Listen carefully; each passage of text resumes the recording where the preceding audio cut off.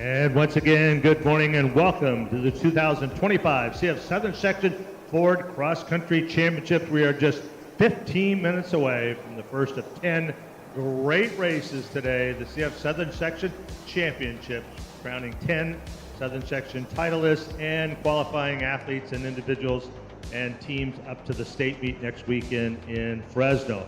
On behalf of our CIF Southern Section Commissioner Mike West, our Assistant Commissioner in charge of cross country, Jerry DeFabius, our Meet Director, Keith Chan, and Brian Yokoyama, our Special Events Director from Mt SAC, and all the folks at Mt SAC done a great job to get ready to host our meet today.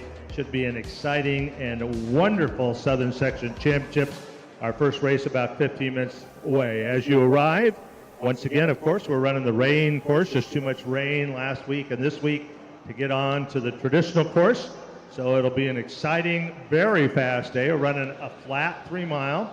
If you weren't with us last week, the course is all to the west of the stadium except for the finish, which is of course on the track. So west of the stadium there, if you want to watch that, you can go out on the parking lot structure on the upper level, and you can see the start from there, and you'll see the athletes come back through. You get to see the middle, and when they come back a second time, and you still have time to get through the parking lot onto the track, and we of course finish on the track. Athletes and coaches, just to make sure life is a little bit easier for you, it'll be the exact same setup as last week. That means our clerk of the course is underneath the parking structure on the lower level. You can certainly camp out down there and warm up and stretch out down there. So we would like you to start checking in 30 minutes prior to the start of your race. That means athletes in that Division II boys race and Division III boys race, you should be down there checking in. Absolute 15 minutes deadline before that race. You need to be down there race ready. That would be your uniform top, uniform bottom, most importantly your bib. Coaches maybe have another athlete go with them who's not racing today. They can have their sweats on right up until the time the clerk gets ready to put them on to the course, and they'll leave their sweats with another athlete. You don't want to leave them down there because obviously the finish line is not where the start line is.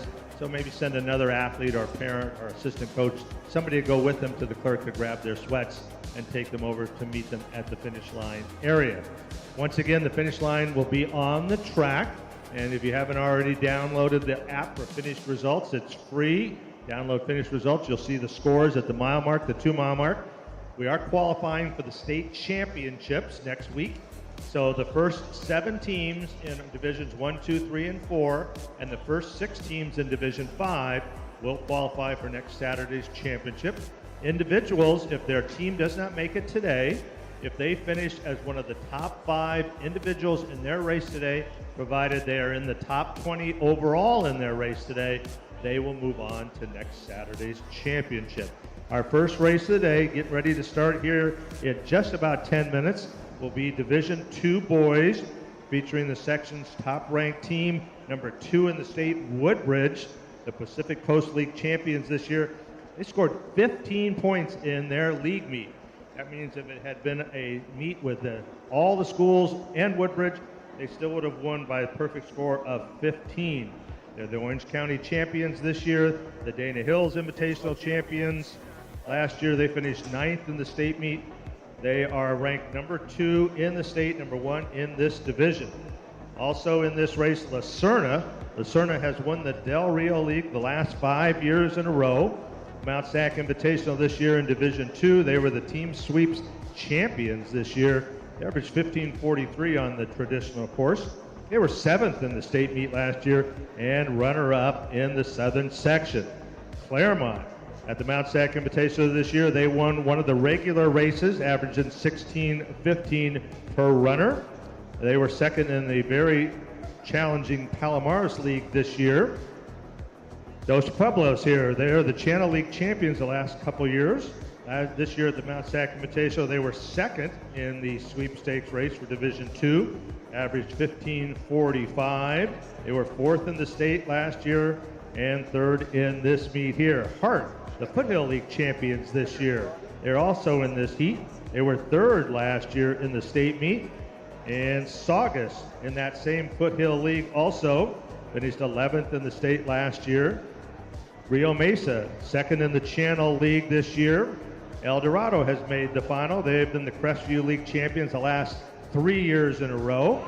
Newberry Park, they were up at Clovis this year. They finished second in the Division 5 Invitational race. Ventura, the Clovis Invitational D3 champions this year.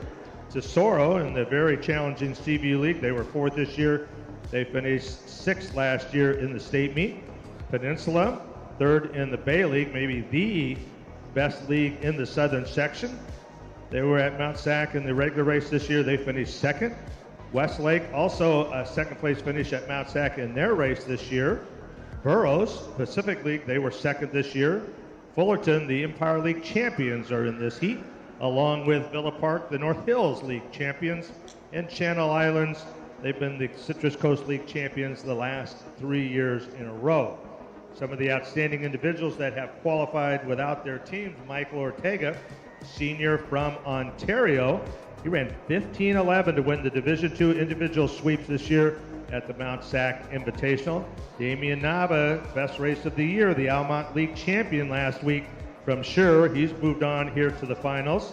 And from Norwalk, we've got both Leo Diaz and Juan Mares have made it to the final here. Caden Batchelor of Altaloma, the Hacienda League champion. Brady Birch, outstanding race last week at only 20th in this race last year, runs last week, great race, and he's in the final. And Abraham Sanchez of Paris, the Sun Belt League champion. Those are individuals who have made it to the finals here.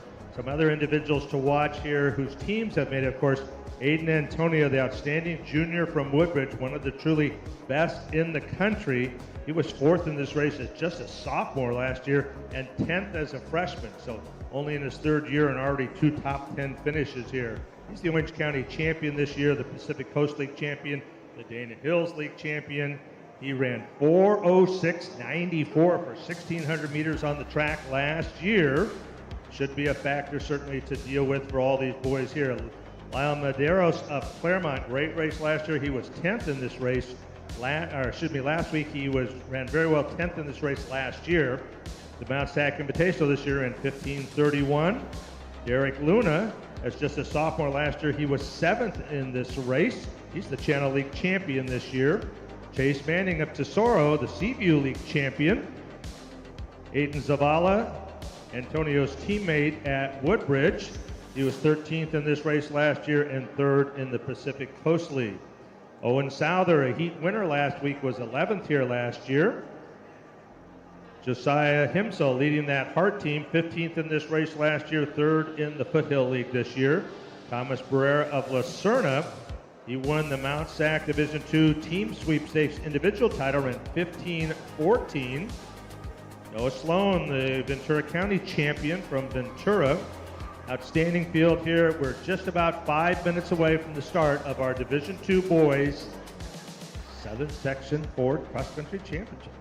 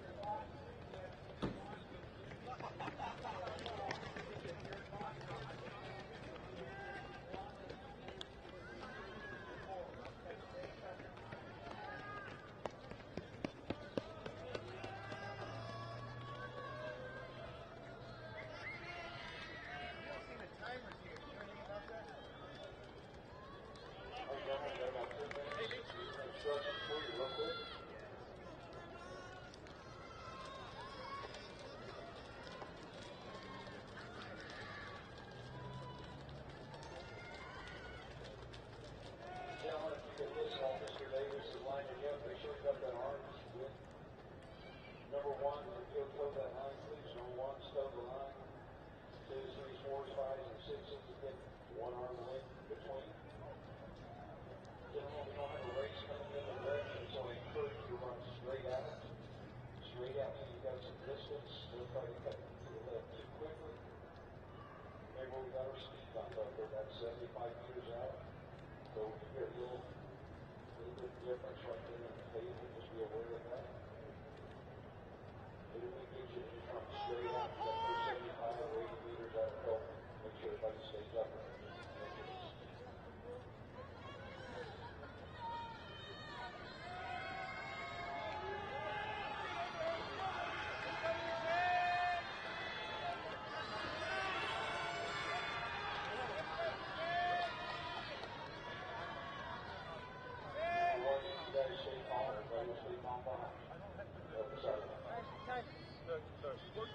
The starters tell me that you don't have a start mechanism down here.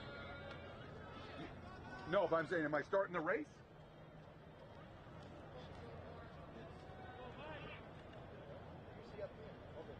Hold them until I tell you. Hold up. Stand up.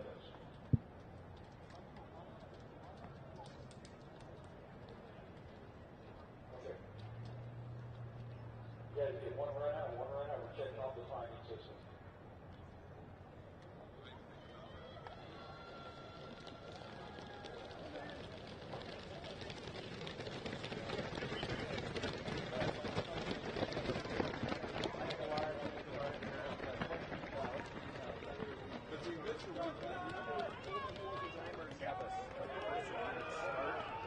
To start the clock.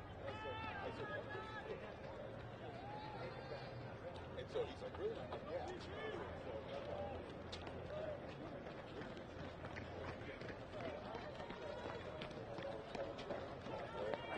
Yeah.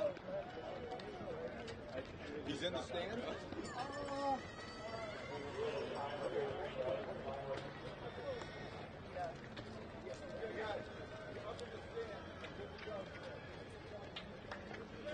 Like they're good to go.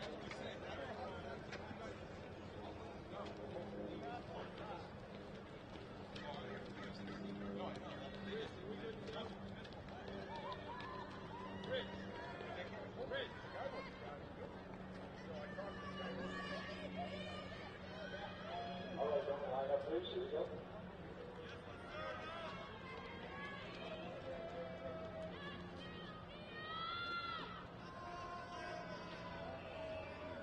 Number 1, stow the line, please. Stow the line. Everybody else is yourselves and what's going on. Good luck, gentlemen.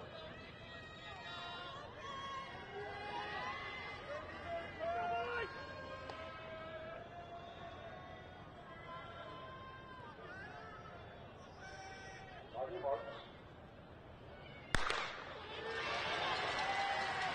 Here we go, our first race of the day, the boys Division II Southern Section Championship underway. They'll head north on the airstrip, make a left turn at Stadium Way and head to the back of Reservoir.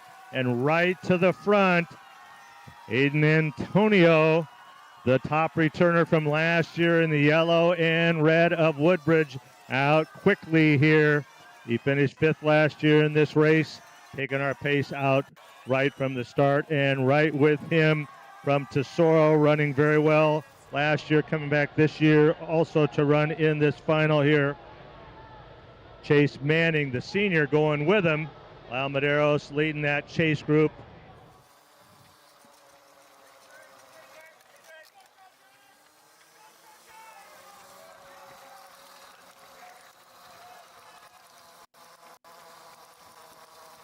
Antonio gave us a great start last week, got us out to a quick time. Looks like we're going to go after it again now through the first 400 meters. Antonio Medeiros of Claremont, Manning of Tesoro, Luna of Rio Mesa, all in that lead group. Zavala, the senior from Woodbridge, Antonio's teammate, also in that lead group, chasing the junior from Woodbridge, now on Stadium Way, just about to go into that back parking lot.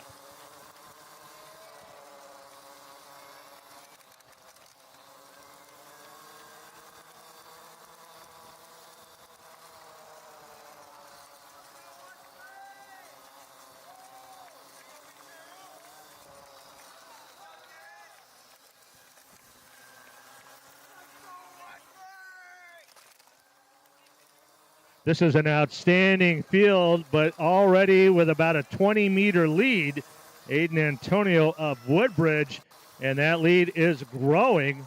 We're just about coming up to the first half mile, and that lead is out to looks to be about 30 meters now.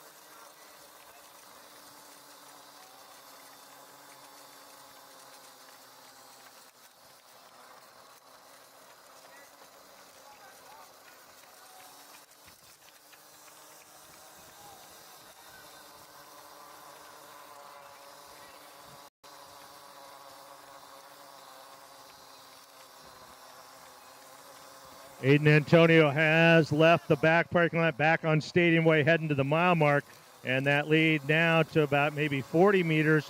Medeiros of Claremont, Manning up to Sora, Luna of Rio Mesa, all in that chase group. Souther of Canyon in that group. Ortega of Ontario. Once again, we're looking for obviously a champion individually and team, but qualifying 7 teams for next Saturday's state championship. Individuals, if they finish as one of the top 5 on non-qualifying teams in the top 20 overall, will also make it to the state meet next week. But this one belongs right now to Aiden Antonio.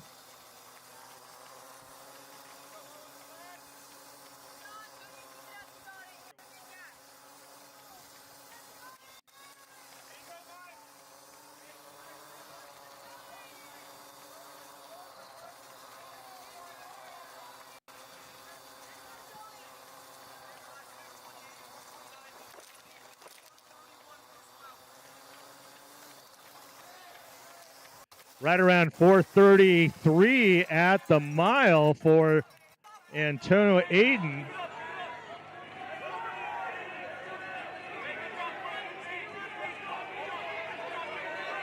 So very quick, 4:33 unofficially at the mile mark for Antonio Aiden. Last year in this same race on the regular course, which is also flat though, only 4:54 through that first mile. So almost 20 seconds faster this year than last year. Once again, just a junior, but finished 10th as a freshman, 5th as a junior or sophomore, and leading this race. And that chase group there,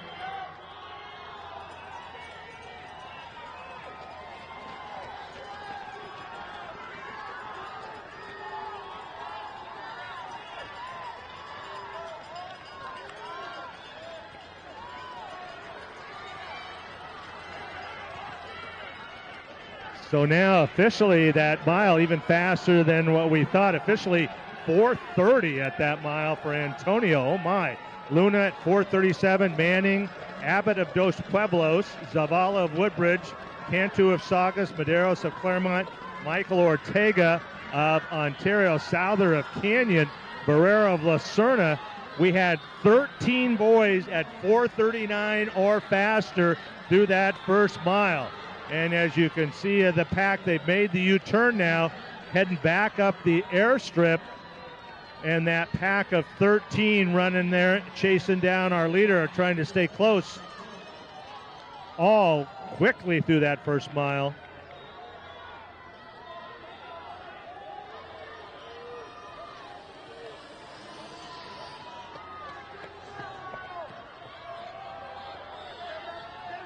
Luna now in the all-black of Rio Mesa trying to push that pace. Manning, the white top of the black shorts, in second, or third, if you will. Ortega, the white top with the big O on it, from Ontario now joining those three, pushing that lead, or that chase group, if you will. And that gap of about 6 seconds to Antonio, just about maintaining that here in the second mile. They're just about a mile and a half into our race now. They're going to make that turn and head back to that back parking lot behind Reservoir.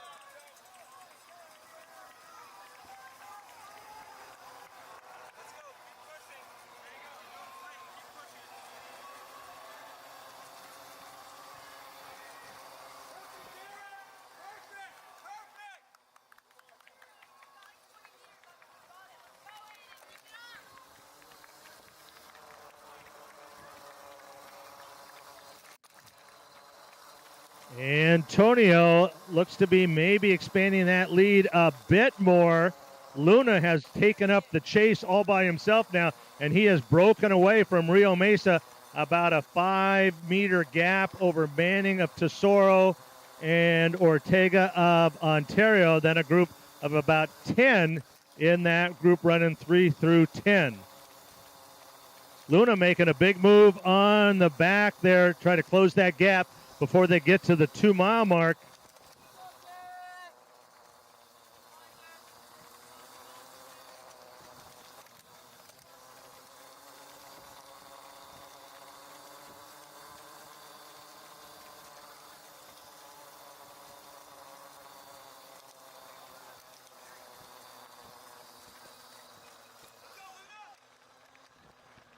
And now he has made his way into that parking lot M on the back of Reservoir.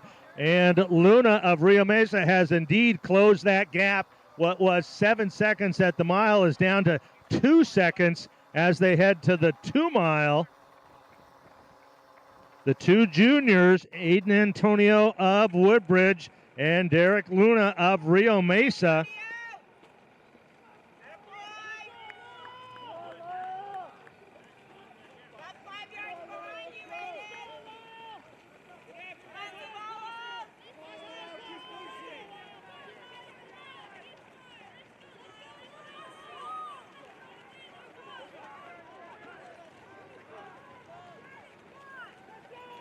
And oh my, we're coming by the 2-mile.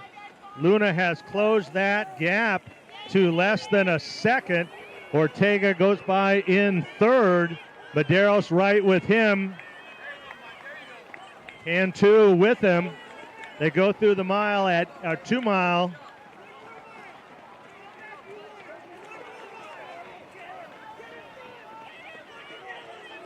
Right around 9:20 it looks like. We'll have to get the official time, but a very quick first 2 miles, 9:20, and the two juniors have separated themselves, Antonio and Luna has closed that gap to just about 10 meters.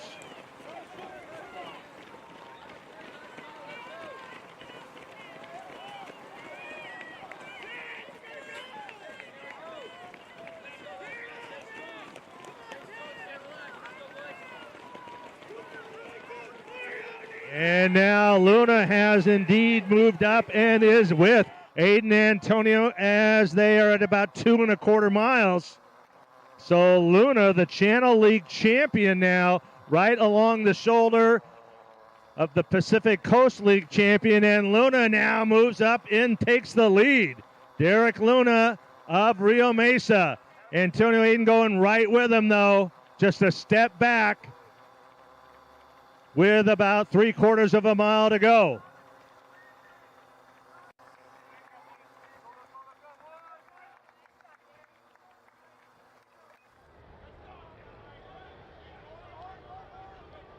And they're going to make the turn off Stadium Way, come on to the airstrip.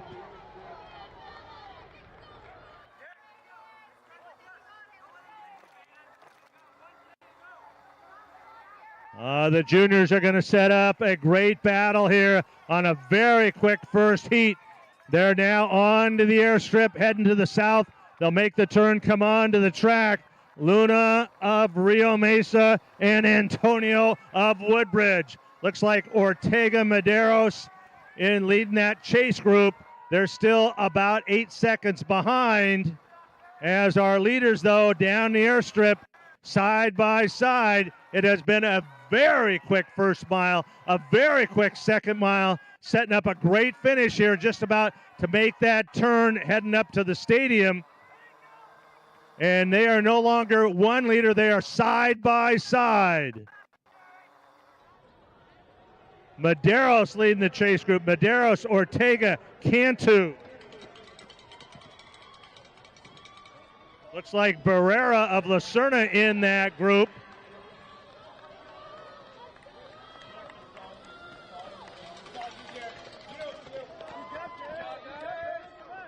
Medeiros, Ortega, Barrera, Cantu, and then a little bit of a gap to Souther of Canyon.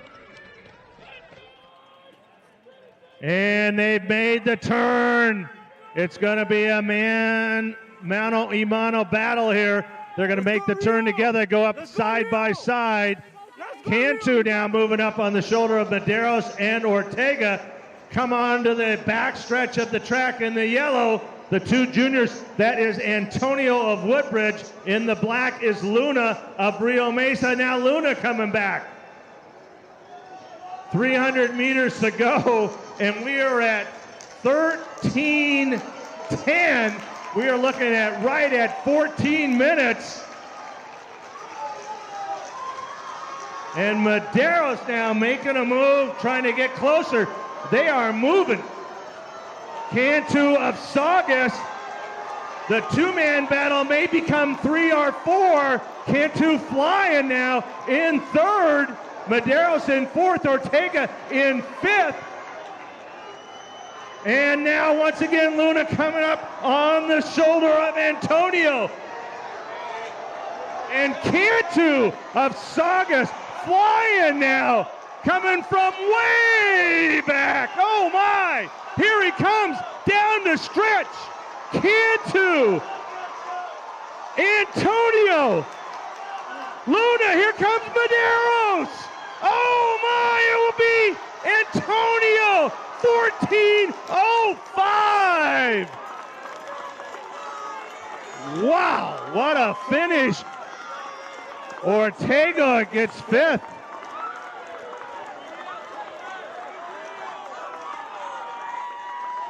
(14:06.2) officially. Medeiros gets up for second, then Cantu, then Luna. Luna fourth at 14:07.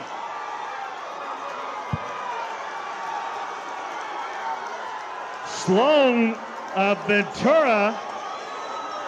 We get Souther in seventh.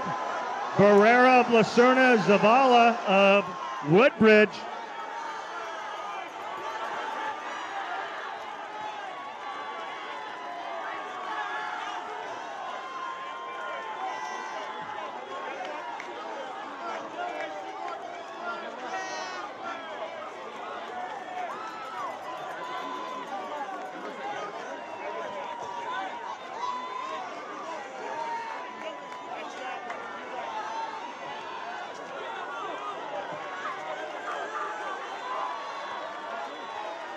This will be a great team battle here now as we look at the scores here. Dos Pueblos, always great at the end of the year. They've got 7 or 5 across. Hart with 5, Lucerna and Woodbridge. Right now, Dos Pueblos with about a 3 or 4 point lead over Hart, Lucerna, Woodbridge, Saugus with Cantu's great finish there, El Dorado. And right now, sitting in that 7th spot, very close here, Ventura. Yes! Let's go!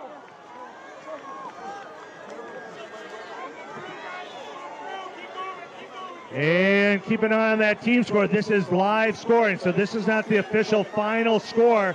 But right now, with 15 of the 17 teams having completed 5 scores, Dos Pueblos at 84, Hart at 88, Lucerna at 91, Woodbridge at 100, Saugus 174, Ventura and El Dorado at 180 and 181. That would be the 6th and 7th spots. Then a bit of a gap to Claremont back at 213. So looking pretty solid. Our 7 qualifiers, but Dos Pueblos pulls off what looks to be a big upset to win this here. What a great race here right now. Dos Pueblos at 84, Hart, a great race there at 88, and Lucerna at 91. Those three certainly in the driver's seat. Then Woodbridge, Saugus, El Dorado, and Ventura qualifying. But unofficially right now, it looks like our Division II CIF Southern Section champions, Dos Pueblos.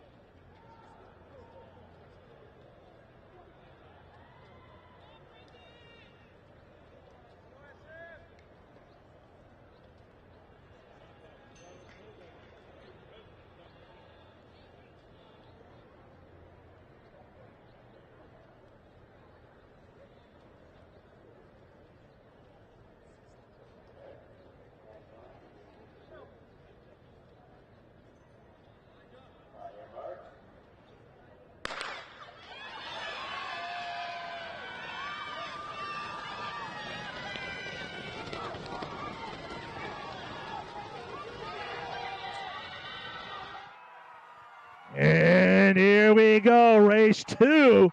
Let's hope it's even half as exciting as race 1.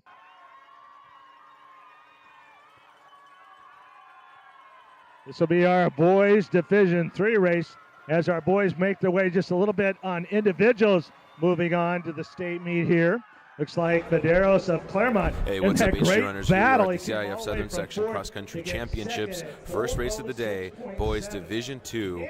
Super impressive performance today with Aiden Antonio, 14:06. Tell us about that race, Aiden. Going into it, you were like pretty much handling it handedly, and then the second mile comes along, and then you get some competition. Tell us about that. So the goal here today was to try and go at least sub 14, and I knew to do that it would have to be a solo effort. So I went in going out strong because I knew I have to be all by myself, and I just slowly died down. That first mile, the splits were off, so I didn't even know what my split was, but my coach said like 4:31 or something, so it was like way too fast for what I normally do. So I think that just alone just really killed me over time and really like slowed me down while everyone else was like picking it up. So yeah, that was definitely hard, but I'm just proud that I still came out on top. So yeah. So it was interesting because it was a test physically, but also a test mentally, because when you got on the track, everyone, it seemed like, was making a kick, but right at the last like 100 meters, 50 meters, you just had that extra kick. Tell us about that extra fuel you had left in the tank at the end there with Adrian Cantu. Just all the competition was impressive. I love the last 150 of a track. It's just always a great spot to slingshot across the bend and just finish strong. That's what I did in track, and that's what I came here to do in cross country. So I was happy with it. When I saw Adrian on my right, I was like, oh shoot, gotta pick it up, still pick it up. And I'm glad I was able to slightly break away from him, so yeah. So anyone you'd like to thank for this win today? Impressive win. My parents, God, I give all glory to him. Obviously my teammates, they're always there cheering me on through the course, and then my competitors like Adrian and Derek, they made it really tough, more tough than I was expecting, so yeah. So that's Aiden Antonio, guys, your first winner of the day, 14:06. Thank you for watching HD Runners. Thank you. Congrats, mate. Congrats.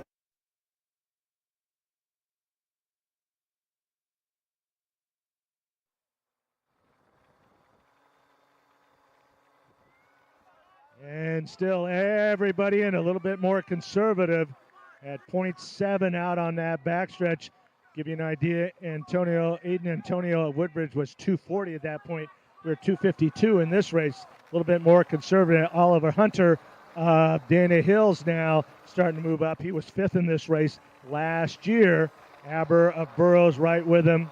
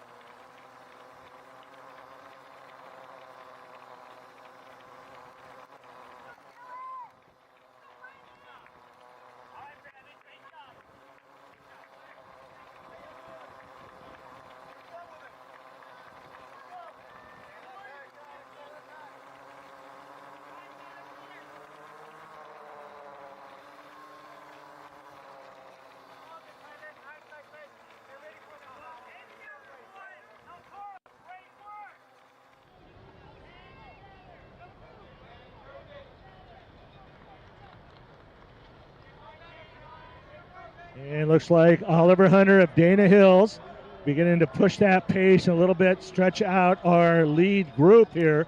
And they're just about now coming to the first mile mark. And they go through that first mile mark right at 4:50.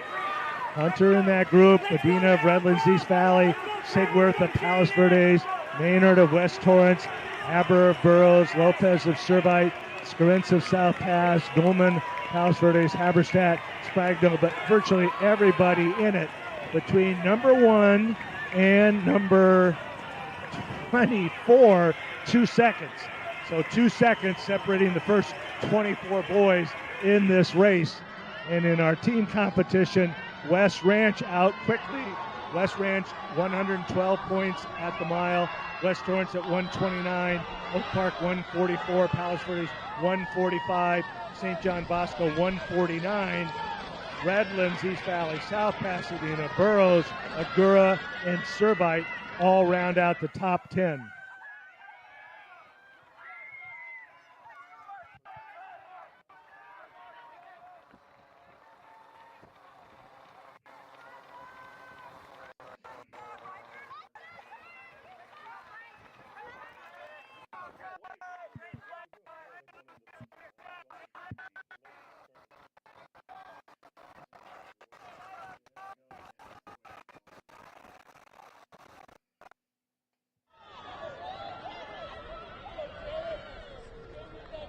And the senior from Burroughs, Silas Aber, now pushing that pace, but everybody in it. Nobody making a move yet. And they're back on the airstrip, heading north once again.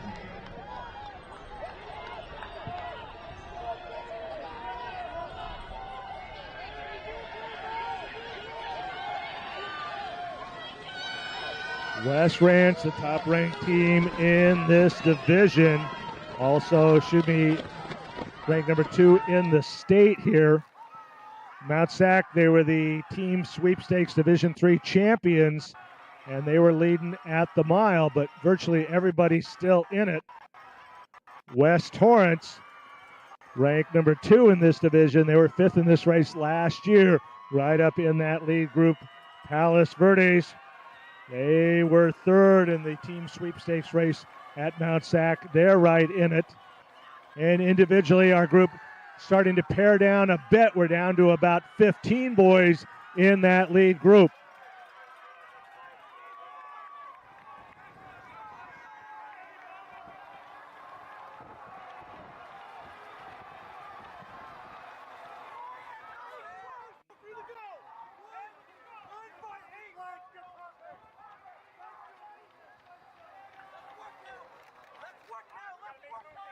Hunter now pushing the pace for Dana Hills, Benning of Agoura, Sigworth of Palos Verdes now taking up the mantle of the chase. Maynard of West Torrance, Lopez of Servite,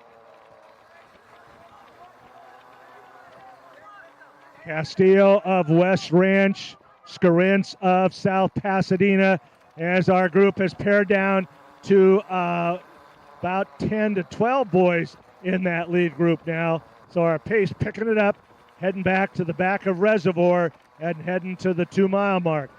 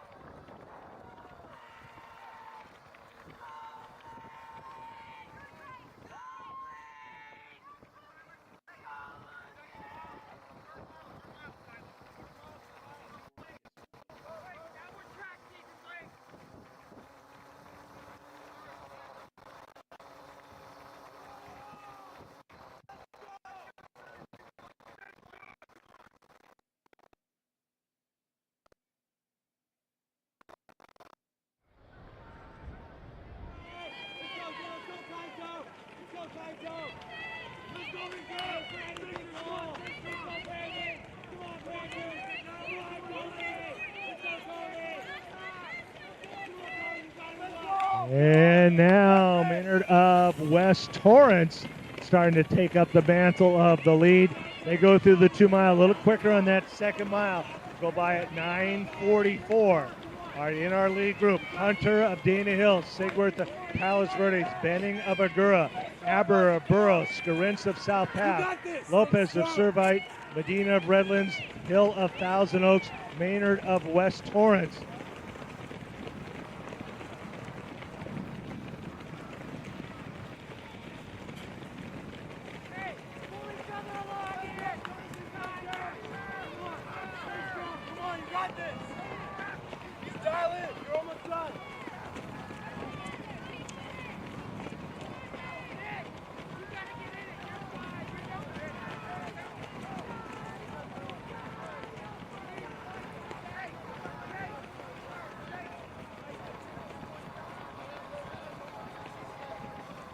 And the senior from West Torrance, the Mt SAC Invitational Division III champion, pushing the pace. Sigworth right with him, and Hunter of Dana Hills.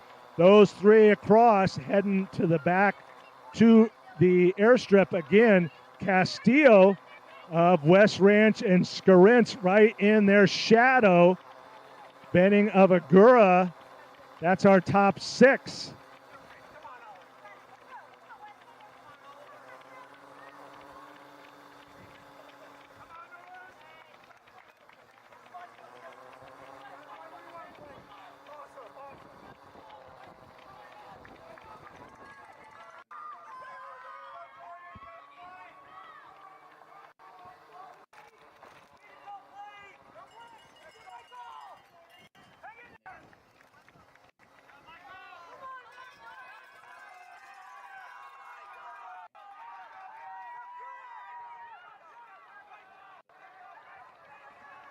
All right, coming down the airstrip here. We're just about 800 meters from the finish. Sigworth of Palos Verdes, Oliver Hunter of Dana Hills. They're in the lead right with him, though. Maynard of West Torrance. Benning of Agura just a step back. Scarince and Castillo.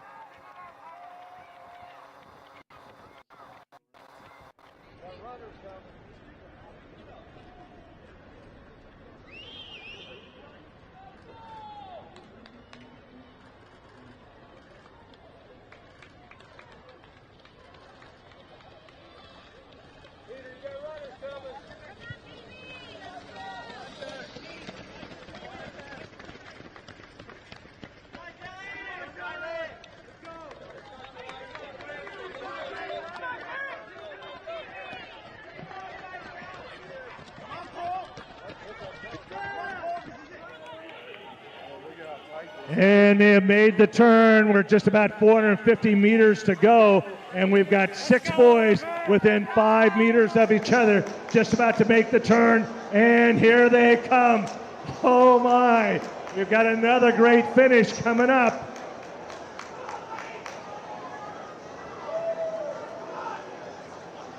And here in the blue and white, Oliver Hunter, the senior from Dana Hills, trying to improve on his 5th place finish. Then Sigworth, Maynard, Scarince, and Castillo. And Scarince in the orange there of South Pasadena, the junior, making a move. Here we go. Hunter, 200 meters to go. Scarince, here comes Castillo now. He moves into 3rd, Maynard and Sigworth. And Michael Scarince, the junior from South Pass, coming up on the senior. Oliver Hunter of Dana Hills, 100 meters to go to a Southern Section Championship. Michael Scarince, Oliver Hunter, Hunter on the inside, Scarince on the outside. Scarince and Hunter. The senior will outlean the junior. Oliver Hunter will be our CIF-Southern Section champion. Both at 14:20. Castillo with another great finish. He gets 3rd, Maynard 4th, Benning of Agura 5th, Sigworth 6th. 4:36 on that last mile for Hunter and for Skarintz.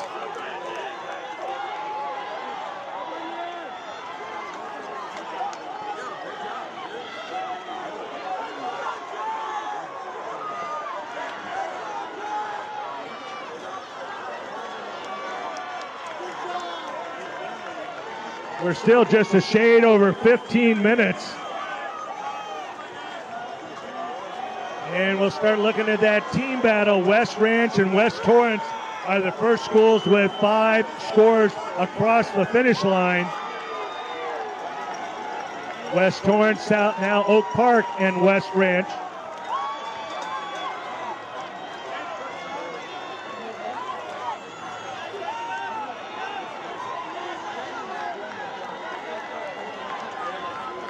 South Pasadena, Palos Verdes, Segura, St. John Bosco, and Servite.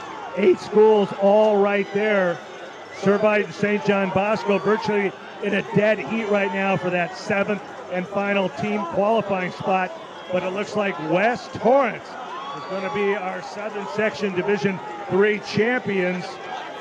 And then a very close race for second right now with... All right, what's up, HC Runners? Here we are, race 2 of the day. Boys Division 3 was amazing at the end, actually. Oliver, tell us about that race. I mean, you were pretty much in control, but at the end it was intense. Yeah, like you said, first 2 miles or so, I was pretty confident. I was not really struggling that much. Then, right around the 2nd mile, I saw some guys pushing. I was like, okay, it's gonna be a little bit harder than I thought. Then, I was still relatively in control. Then I can't remember what team it was from, but some guy was like right next to me for a little bit, and then I figured it was gonna be an all-out finish. So right around the track, I started like going all out. Yeah, it was intense because you ended at 14:20.7. The guy next to you, Michael Skarintz from South Pass, 14:20.8. I mean, yeah. 1 millisecond from each other. Tell us about that last final kick that you had. I mean, just to get the win. I could see him in the big board. I saw that coming, so I was like, oh shoot. So I was just quick, right after that, I just started speeding up. I didn't want him to out-kick me last minute. Anyone you like to thank for this win? I want to thank my parents because they were cheering me on. I could hear them. And I was motivating them. Yeah. And how does it feel to wear the Dana Hills jersey? I mean, all the history, all that legacy, and you still are delivering. That's pretty impressive. Yeah, no, it's like carrying on Evan's legacy, kind of. Just want to win as many races as I can, show the stripes. Excellent. Okay, Oliver, thank you so much. Congratulations. See you next week at State. Yeah, thank you very much. Thank you, HC Runners.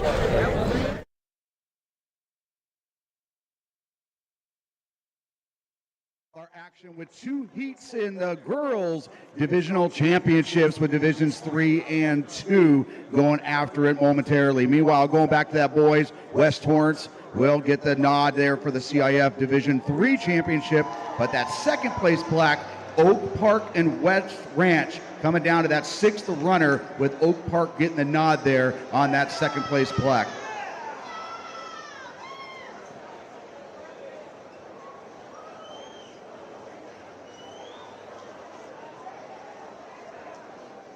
And moving on to the front line here for Division II girls, we got Burroughs out of Burbank, 3rd out of the Pacific League, first time to the finals since 2015. Canyon out of Anaheim Hills. This is their 11th straight season qualifying for the Division II Girls Championships. Your Palomares League's champs, Claremont. This is their 15th straight season, number 7 in California. They were 4th here a year ago. Dos Pueblos, you just saw their boys pull the upset for the CIF Division II Championship not too long ago. They were 12th a year ago, and they'll line up as our 4th team. El Dorado from the Crestview League, they'll be ready to go too. Fullerton, first time in Division II Finals in school history.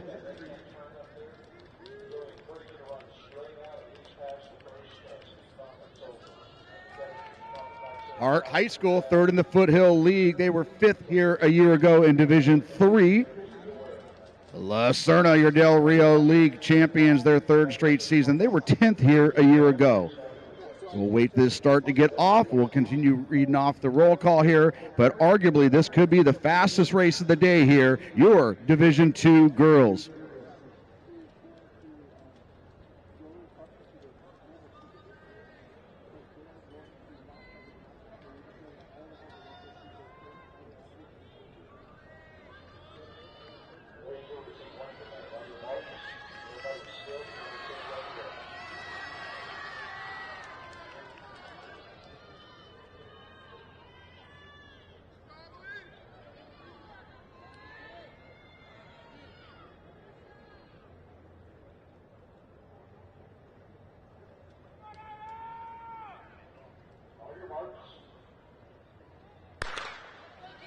And after crowning 2 boys champions, this will be our first of 5 girls champions here. Our Division II girls.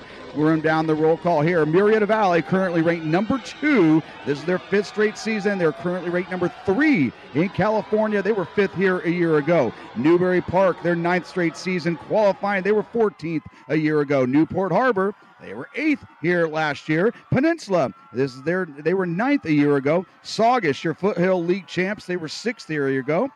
And Summer Wilson, arguably the top runner in California based on her 1657 performance there at Clovis.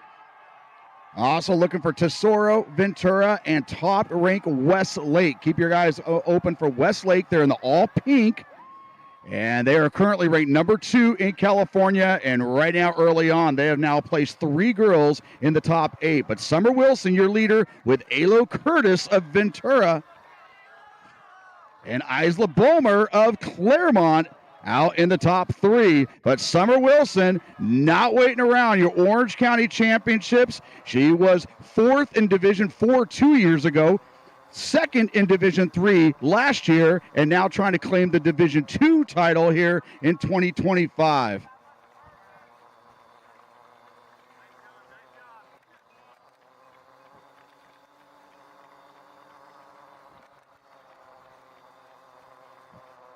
So Summer Wilson, the senior from Irvine High School, she'll be heading off to Duke in the fall and not waiting around for anybody, already opening up what looks like about a 15-meter lead here over the first half mile.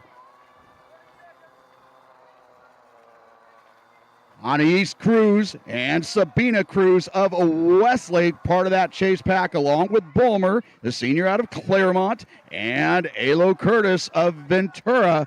Curtis, of course, went 16:44 at the state meet course, Woodward Park 5K about last month. Summer Wilson was 2nd in that race at 16:57.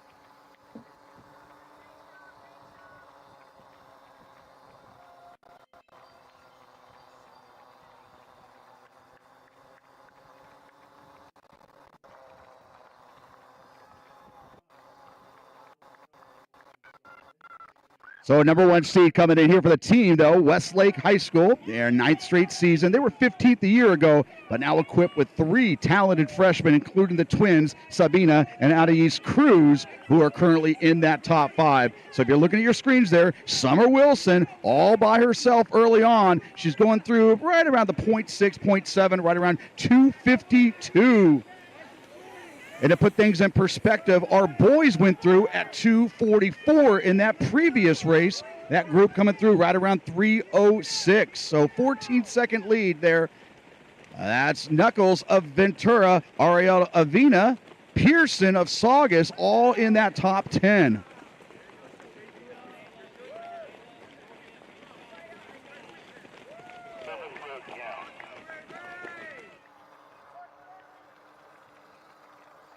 So Summer Wilson getting an early split here. 10-second advantage there over Curtis and Cruz. Knuckles of Ventura putting 2 of the top 4. Isabella Ruiz were the top individuals here from Ontario High School, along with Avina.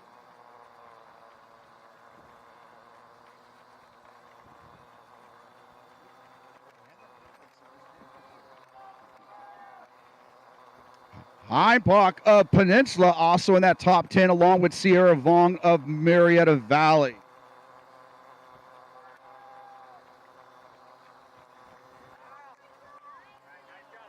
So Summer Wilson right now looking to go out with a bang. The CIF individual title has eluded her the last several years, and she is trying to claim it early on here in our Division II girls final, with about a 15-second lead there over Alo Curtis of Ventura.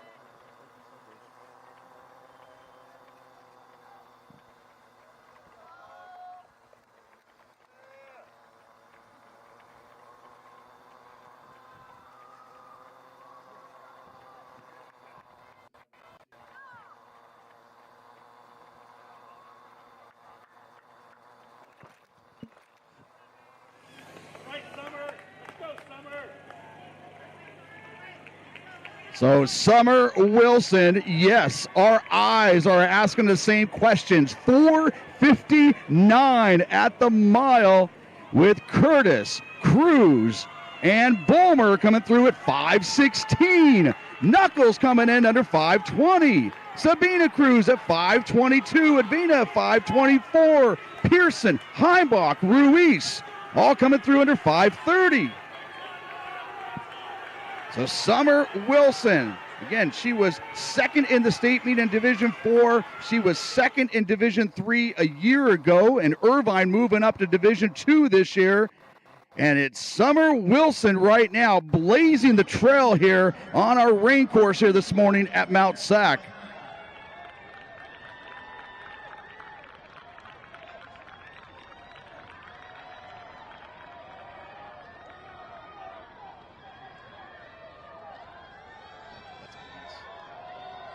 So Alo Curtis and Isla Bulmer, the seniors.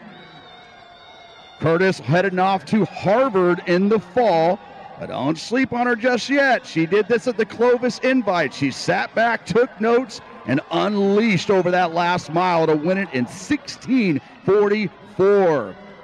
Anais Cruz, the talented freshman out of Westlake, right there with our two seniors.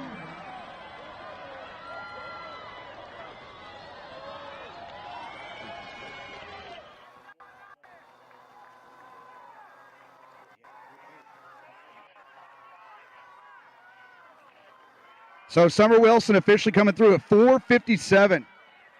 At the mile mark, Claremont with your lead, a 6-point advantage over Murrieta Valley, Westlake and Tesoro, a virtual Ted Heat, Ventura, Saugus, and Canyon out of Anaheim Hills occupying those top 7 spots, only a mile in. So Summer Wilson made that U-turn, getting a good gauge on how much ahead she is of second, third, and fourth. But keep your eyes on that team scoring here. Westlake, they came in number 1 ranked. Murrieta Valley came in number 2 ranked, and Claremont number 3.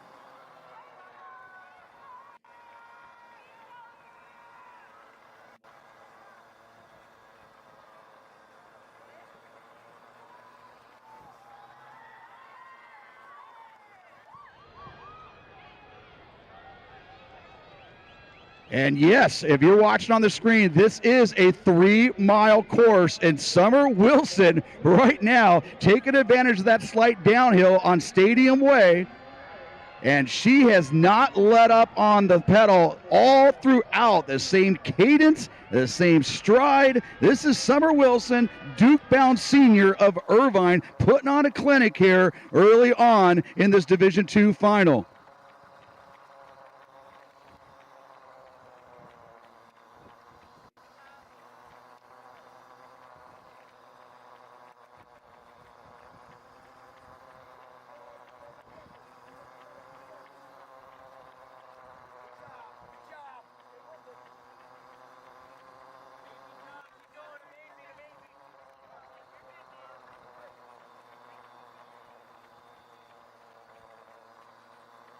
So continuing to put on a performance of a lifetime thus far with Summer Wilson. She's going to take that left turn into that back parking lot behind Reservoir. And if you're looking at your screen, you don't see anybody else in that picture. That just shows you exactly how aggressive she is being here over halfway through the course. And she right now is well under sub-16 pace as she maintains.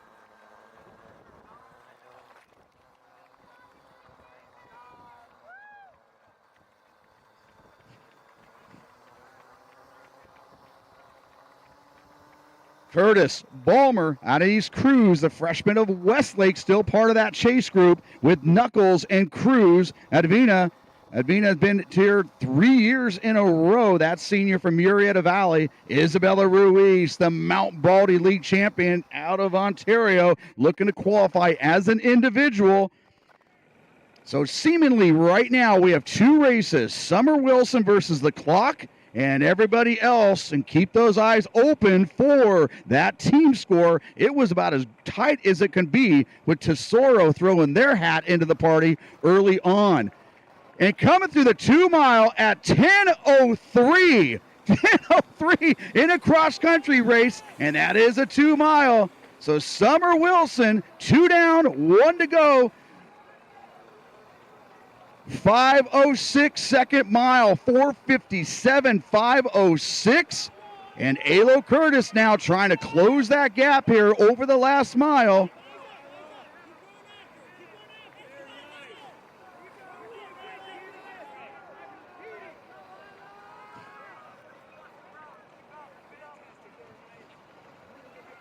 And Curtis having a heck of a race, 10:42, averaging 5:21. Curtis averaging in the low 16s. So not dismissing any of these girls. Blomer coming through at 10:51. Anything under 11 is eye-opening. 10:57 for the freshman out of Westlake. Knuckles, 11:01. So Ventura with 2 in the top 4. There's Sabina Cruz. Westlake with 2 in the top 5. Ruiz of Ontario, Heimbach of Peninsula, Pearson of Saugus, Advina of Marietta Valley, Hoxie of Lucerna.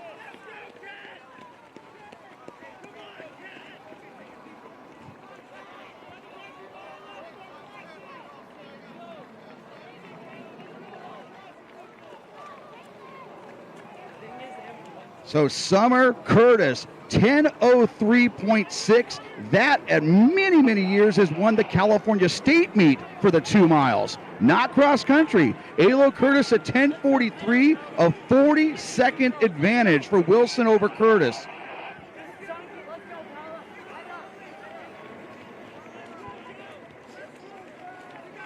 And check that, Summer Wilson of Irvine. We keep looking at Wilson, Curtis, and remembering that epic matchup they had at Clovis. They're going to have another one next week at the California State meet. So Tesoro coming across with 5. They have not been able to run their full squad all season long, and it looks like Tesoro is going to try to surprise the crowd and sneak up on the top dogs that are ranked in the California State Division II. Now Claremont at 51, Tesoro at 60. Now Claremont with an 11-point lead over Tesoro. Now Marietta Valley with their 5th coming across. This is at the 2 mile mark. So as Summer Wilson continues to steal every headline here in this 2 mile, Division II affair.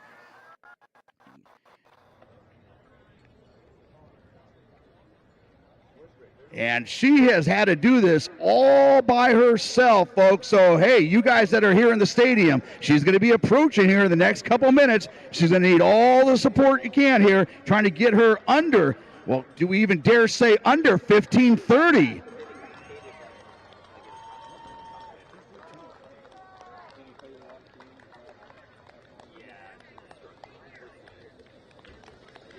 So going to that 2 mile mark, those 7 teams that are trying to make their way to the California State meet. Claremont, where your leaders, over Tesoro, Marietta Valley, Ventura, Saugus, Westlake, and Newbury Park with a 3-point advantage over Canyon of Anaheim Hills. But Claremont, they have an 8-point advantage with less than a mile to go over Tesoro. And Wilson picks it up on the hill. We continue to just kind of head spinning here. We now makes that left turn. She's now approaching the stadium. The clock only at 14:02. Let her hear it, folks. You are watching one of the greatest races, regardless of course, in Southern Section history. 14:15. And she has another gear. The young lady, the senior from Irvine High School, not just trying to claim her first individual championship, but trying to take every headline, put herself into the national spotlight. 14:35. Alo Curtis now approaching the stadium from Ventura. 14:48, 14:50. She's going to be well under 15:30. And to steal one here, oh my, she's at 15. Bring her in, folks. Everybody should be on their feet for this one. Are you kidding me? 15-10. Wire-to-wire solo performance. Goosebumps. 15-15. Summer Wilson of Irvine. 4:57. 4 or 5. And it's going to be a 5:06. And then she comes back with a 5:12. And folks, we're still at 15. Alo Curtis coming through at 15. We're at 15:40. Isla Bulmer of Claremont in third. Anais Cruz of Westlake in fourth. Sophie Knuckles of Ventura in fifth. Sabina Cruz, the freshman from Westlake, in sixth. Isabella Ruiz and Heimbach of Ontario and Peninsula. It's Pearson of Saugus, but here comes Alo Curtis, and look at her time. 16:08, 16:10, 16:13. Bulmer of Claremont is going to be sub 16:30. Isla Bulmer, Claremont, 16:25. Out of East Cruz. Knuckles of Ventura, Sabina Cruz. Pearson with a great kick here from Saugus. That's Savina, Ariel Davina of Murrieta Valley ahead of Ruiz and Heimbach. Maya Hoxie of Lucerna. Langier of Canyon out of Anaheim Hills. Here comes Westlake's number 3.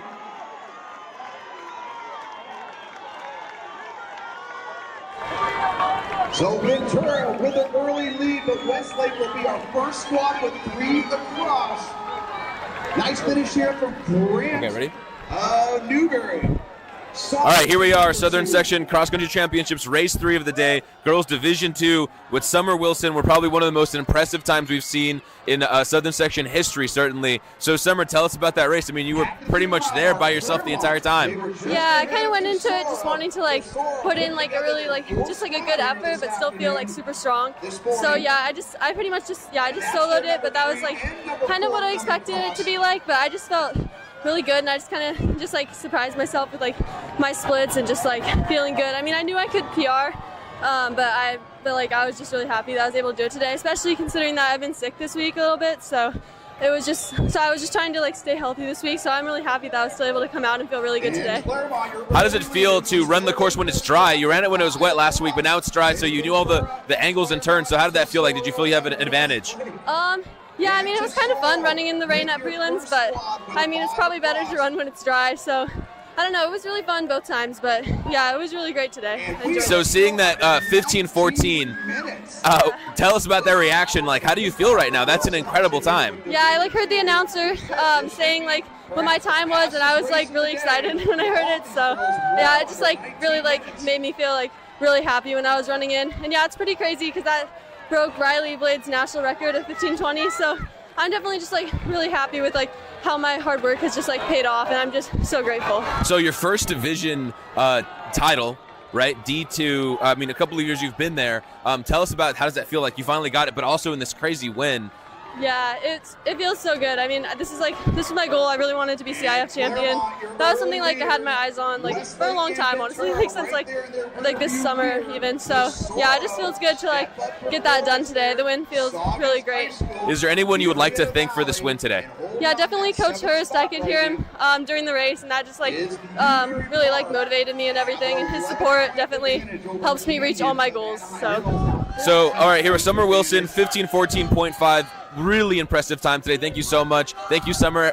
See you next week. Yeah, thank you.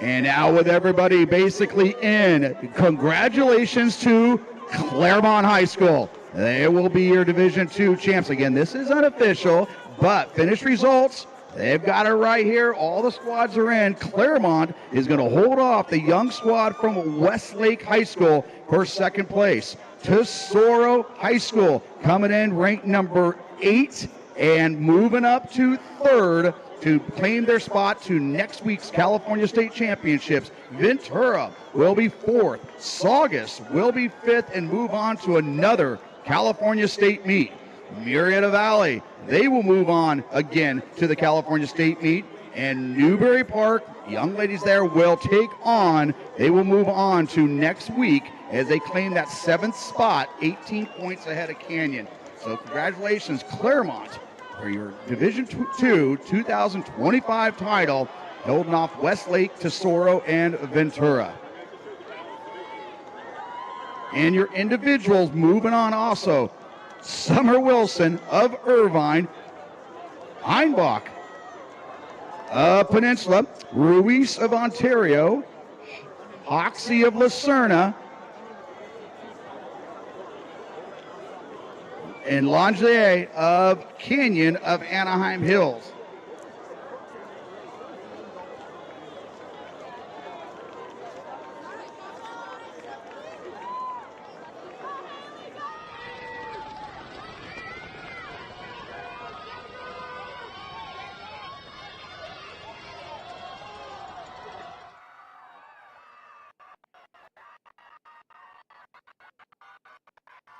And one of our more anticipated team battles on the docket this morning. And this is our Division III girls. You can see everybody in it early on. But number 1 ranked Santa Margarita. They were second here the last 2 seasons. And currently number 2 in California. Oak Park, they're Coastal Canyon League champs. They were 3rd here a year ago. It's their 13th straight season moving on. And they're currently tied for number 3 in California. And they happen to be tied with El Toro. El Toro, they are the South Coast League. They were 3rd in the South Coast League, and they were your Division II champs a year ago. So Isabella Rubluski of Yorba Linda, your early leader, taking the pacing chores out. That's Becky Osorio, who has made it on to the California State meet 3 years in a row. She's trying to go 4 for 4 here this morning from West Covina, and right on the shoulder of Osorio of West Covina, that is Carol Dye of Santa Margarita.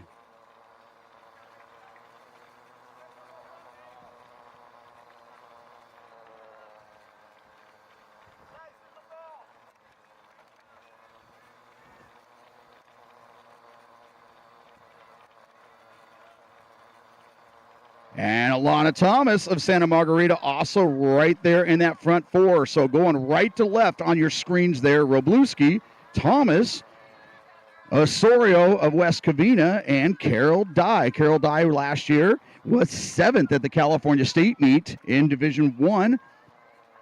And now moving over to Santa Margarita, and that's Camila Salim of West Torrance in the all gold over white 1668. She is one of the individual favorites here in this Division III affair. Yorba Linda, ranked number 8 in California for Division III. They are 4th in the Southern section. San Marcos, ranked number 9 in the Southern section. And they are currently 5th, or number 9 in California, number 5 in the Southern section. And Palos Verdes ranked 10th in California, number 6 in the Southern section. So very similar to what we saw in the Division III boys race, the Division III girls race. Everybody content to stay with each other here early on.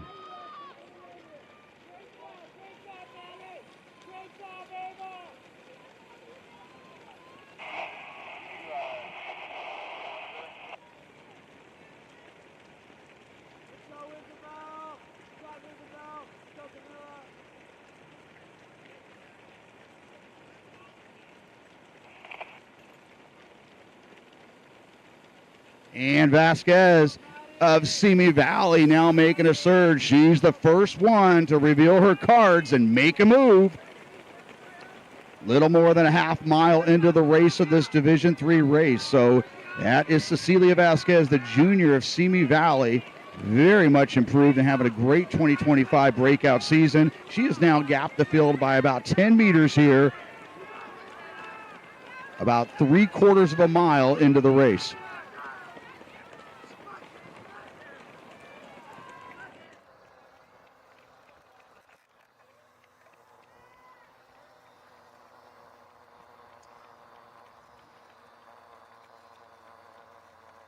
So that chase back now with Wroblewski, Carol Dye, Thomas, Temple, and Santa Margarita, Salim of West Torrance, and now Vasquez giving them the carrot out front as that group will now use her. She's going to come through the 1 mile with about maybe a 10-second advantage here early on.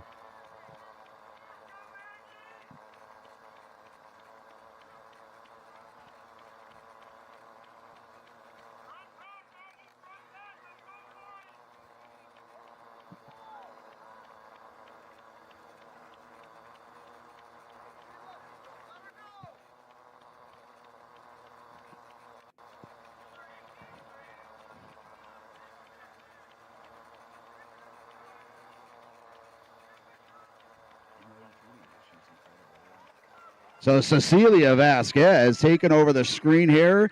She sat with that group the first half mile or so and now making her move, and everybody else playing catch up here through the first mile. We'll be getting team splits here momentarily. Again, great competition on tap between El Toro, Santa Margarita, and Oak Park.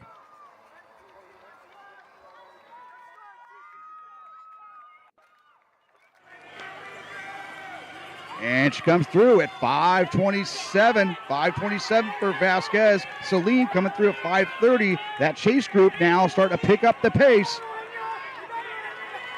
Wroblewski, Yorba Linda, Osorio, West Covina, Gwyneth Williams of El Toro, Colston of Santa Margarita. Santa Margarita, the Lady Eagles, first group there with 5 across the 1 mile mark. And Oak Park now matching that, and El Toro. So the battle that we thought would come through here is living up to form here in that first mile. Meanwhile, Yorba Linda, Palos Verdes, Mater Dei in the top 7. San Marcos currently in 7th, along with Simi Valley.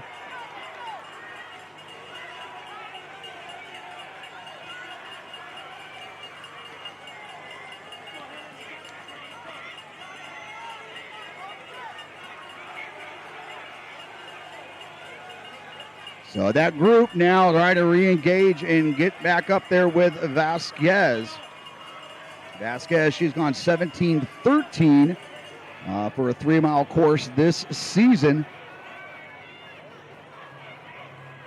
But a pretty experienced racing group all within that pack with Santa Margarita. They've been runner-ups back-to-back years here in Division III and obviously not looking for that second place plaque here again. And Oak Park, they were 3rd here a year ago. El Toro, they were the Division II champions a year ago and now moved down to join the groups here in Division III.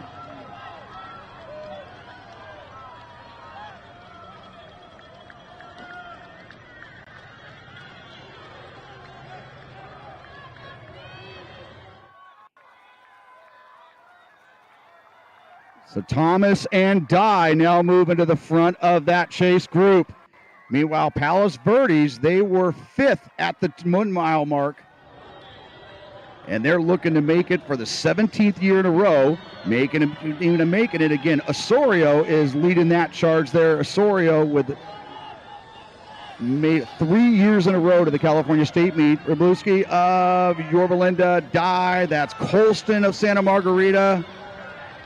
Everybody else, Crocker and Schroeder of El Toro, along with Gwyneth Williams.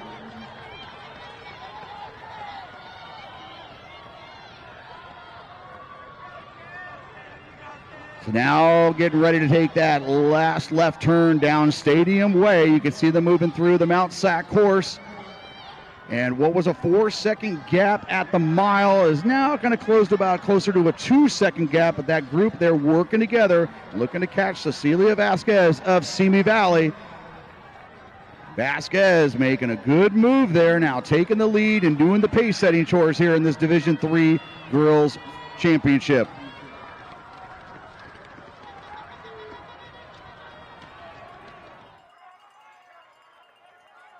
And Camila Salim, one of the favorites coming in. She's gone 16:29 on 3-mile courses this year. She was 12th here a year ago.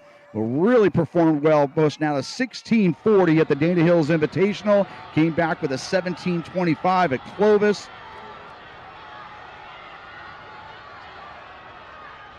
One of the top talents in California there, Salim in the gold of West Torrance, only a junior. And she's right there with Carol Dye and Colston of Santa Margarita, Wroblewski. And Wroblewski, she comes equipped with 2:11 speed over the 800 meters in the track season. Osorio staying tough. She's in that group.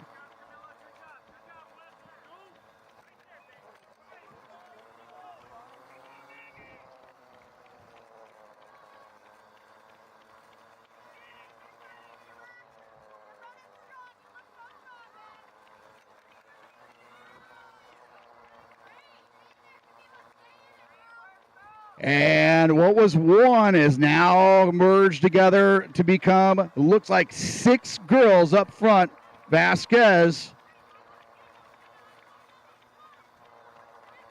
Gwyneth Williams of El Toro maintaining contact. Salim, Wroblewski, Dye, and Colston.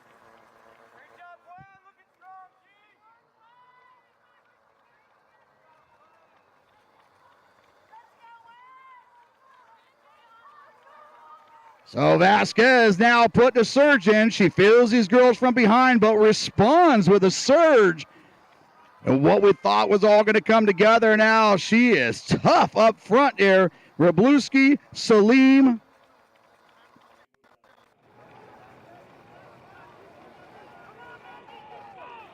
And now moving into the lead is Isabella Wroblewski, the junior out of Yorba Linda. Camila Salim of West Torrance. Colston and Dye, the 2 Santa Margarita young ladies there, running shoulder to shoulder with Vasquez in that group. Osorio on the back end of that group is in 6th.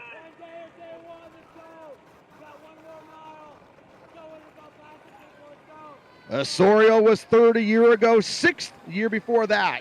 And she's going to hang on to that group there, trying to make it on as an individual. Gwyneth Williams, Malashiva of Palos Verdes, Cruz of Oak Park, Schroeder and Crocker of El Toro. So we're going to get some splits here at the 2-mile mark.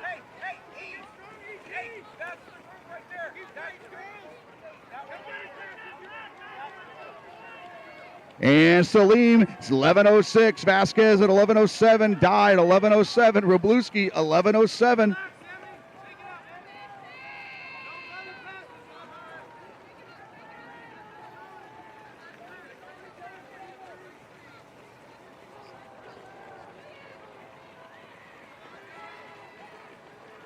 So slightly a little more paced out race here in Division III girls compared to Division II. Division II, we had 5 girls all under 11. Salim taking us through at 11:06, but Santa Margarita, El Toro, and Oak Park, no surprises there. They are the first squads with 5 across, and the race is on. Wroblewski, Salim, Dye, and Colston of Santa Margarita. Santa Margarita with 2 in the top 4. But Santa Margarita and that pack running of El Toro, there's only 5 points that separate these schools. Only a couple miles separating these 2 schools there in South Orange County. But Santa Margarita with a 5-point advantage over El Toro, with Oak Park in 3rd, Yorba Linda in 4th, San Marcos in 5th, Palos Verdes in 6th. And Mater Dei and West Torrance, they're going to duke it out here with less than a mile to go and only 4 points separating those 2 squads. For that 7th last qualifying spot on to next week's California State Championships up in Fresno on the Woodward Park course.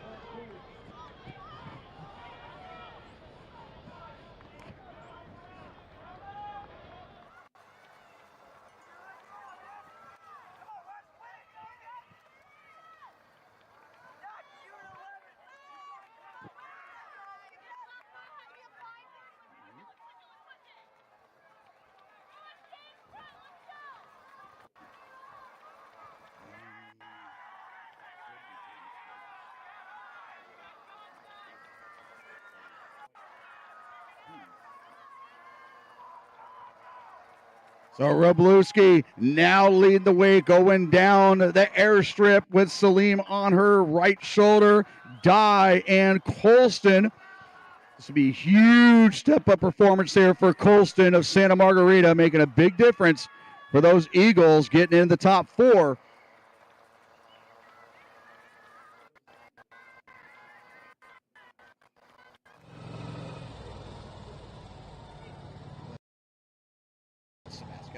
So Osorio, Vasquez still right in there. Williams, Crocker, and Schroeder of El Toro within 5 seconds of each other. Malashiva of Palos Verdes also in that chase group. So 4 girls coming in. They're going to take that last left turn, go through Guard Alley, and make their way to the stadium. Osorio's in 5th, Vasquez in 6th, Williams in 7th, Malashiva, Palos Verdes in 8th. Crocker and Schroeder 9th and 10th. Cruz, check that. That's Lambie of Oak Park now making a move. Anybody's race with 500 meters to go.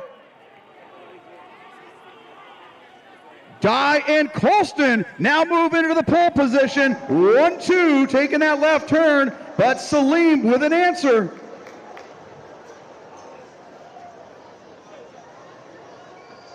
Carol Dye, she was a state meet medalist in the mile a year ago. It's Salim of West Torrance, Colston of Santa Margarita, 350 meters to go. We're only at 15:35 on the clock. Wroblewski trying to keep contact with those 3. Wroblewski very well versed on the track. And Dye, Salim, Colston. And the second chase group is Vasquez, Osorio, and Gwyneth Williams now moving into 5th place. Huge 2-point swing there for El Toro. Santa Margarita trying to hold on to those top 3 spots there. It is Carol Dye and Salim. Now Colston making her move on the outside with less than 200 meters to go. Wroblewski still keeping these 3 in their sights. Gwyneth Williams leading the charge. But it's going to come down to 3 girls there, very similar to what we saw in their Division II race. Is Dye, Colston, Salim, Wroblewski,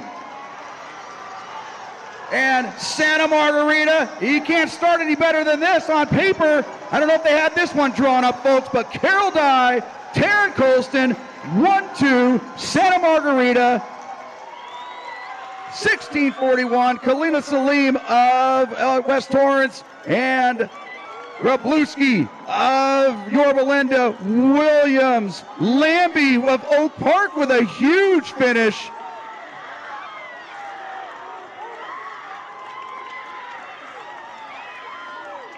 Isla Terrell with a huge push at the back there to get up to 6th place. Terrell moving up 11 spots there over the last mile.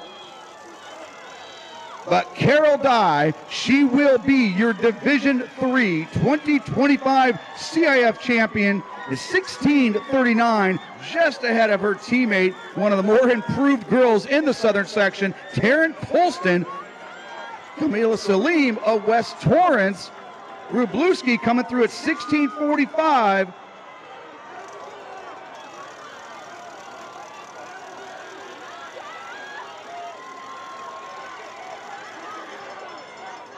And now, again, we told you this is one of the more anticipated tight team battles coming into play here. And El Toro, your first squad with 5 across.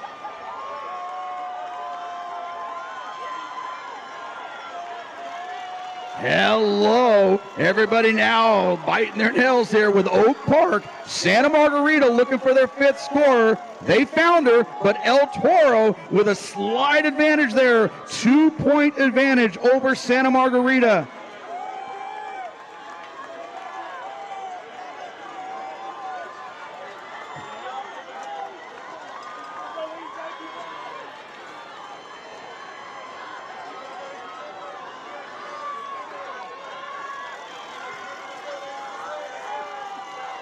Division II awards, please report to the tent. Division II awards, please report to the tent. Our top 3 squads, top 10 individuals. So El Toro and Santa Margarita, only 2 points separating them. Oak Park secure right there in third. Yorba Linda, Palos Verdes. This would be the 18th straight season Palos Verdes has advanced on to the California State meet, and that now lead is down to 1 point.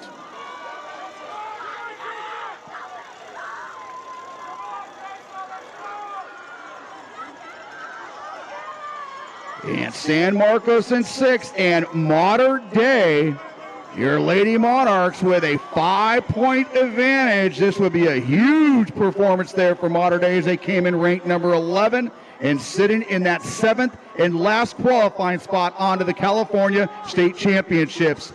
They now have a 9-point advantage over West Torrance.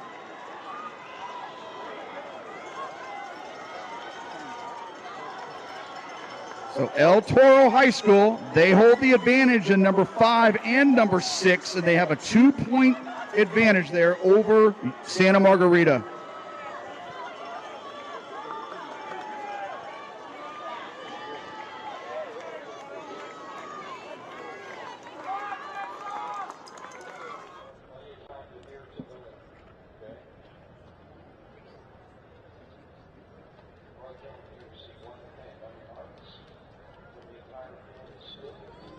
So with all 16 teams in, they were your Division II champs a year ago. They moved down to Division III, and your Chargers of El Toro will do it once again. They will be your Division III team champions.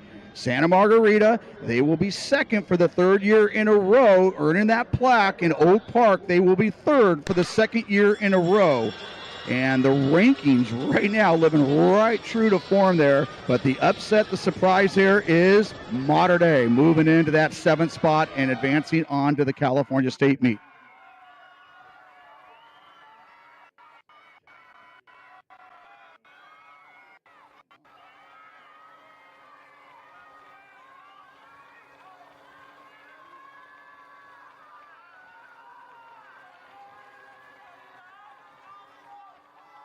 If we could please have the top 2 teams and the top 15 individuals for Division II report. Top 2 teams, top 15 individuals.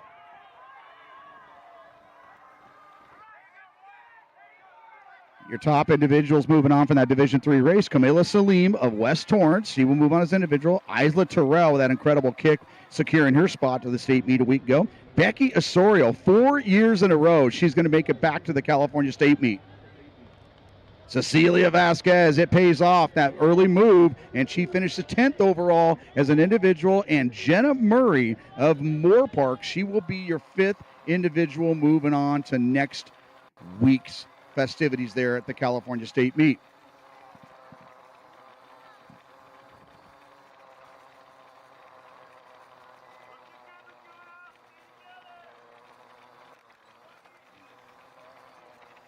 Again, we'd like the top 2 teams and top 15 individuals from that boys Division II race to come to our awards area.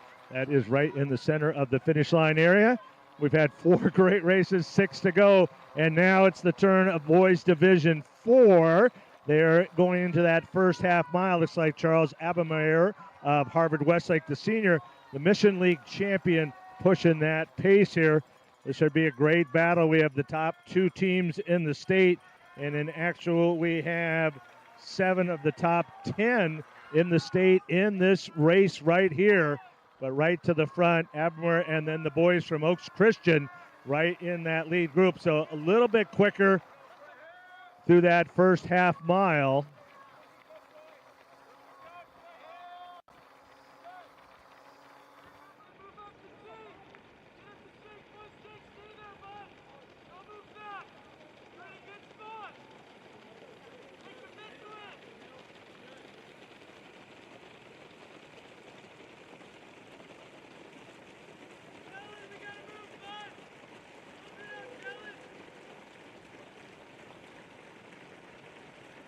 Championships, race number 4, Division III for girls. Here we are with Carol Dye, the number 1 finisher today, 16 16:39.7. Tell us about that time for you. I mean, you tell me it was 2 seconds away from your PR.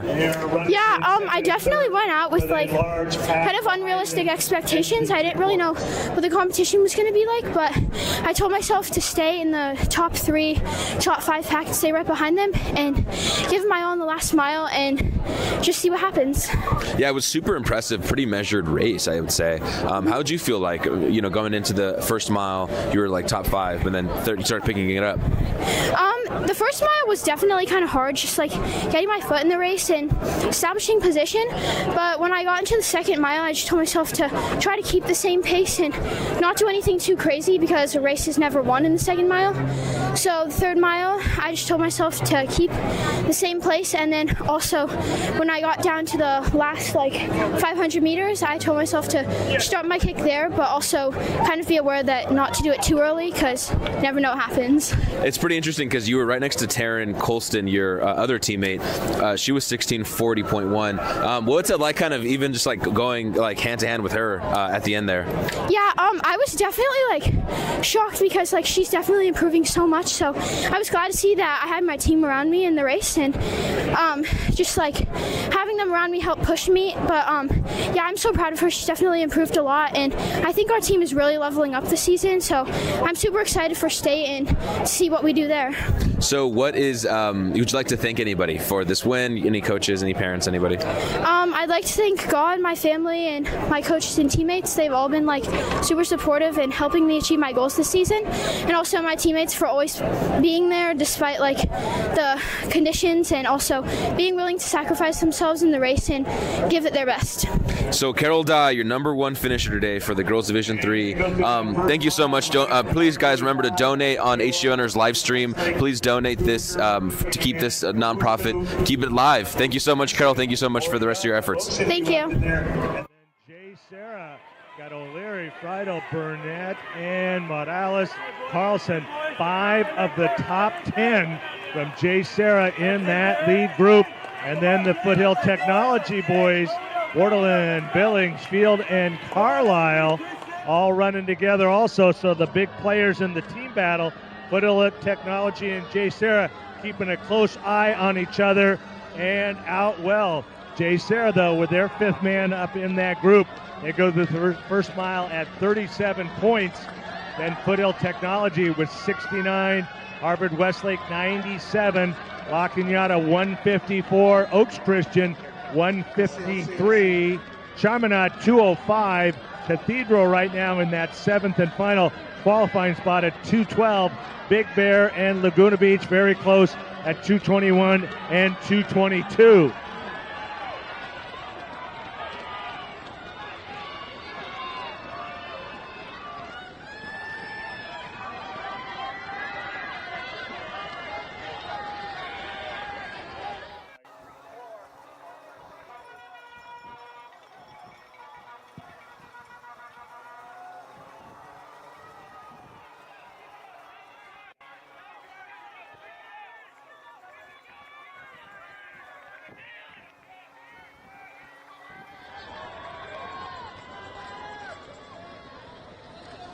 Appamoy leader, then Oaks Christian's boys, Jay Sarah, Foothill Technology, all of the team scorers, Harvard Westlake, all right in that group.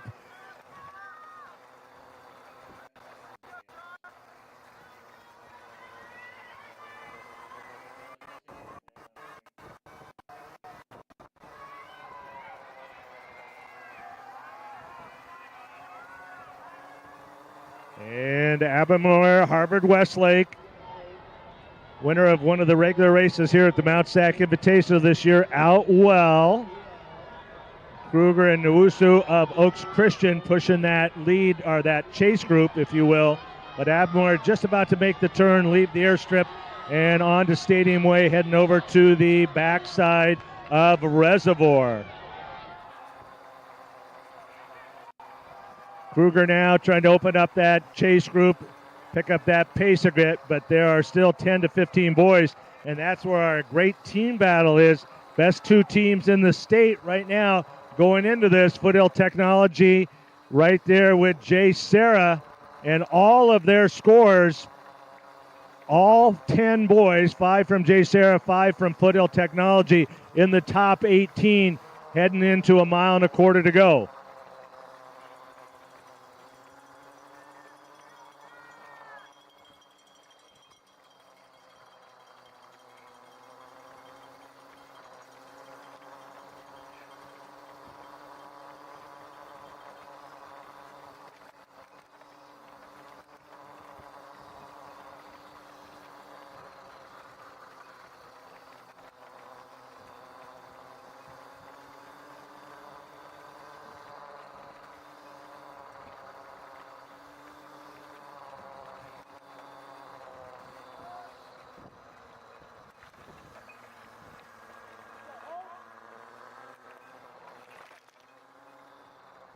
Making the turn now, heading on to that second back loop. Abermore of Harvard Westlake looks to be holding on consistently to about a 40-meter lead.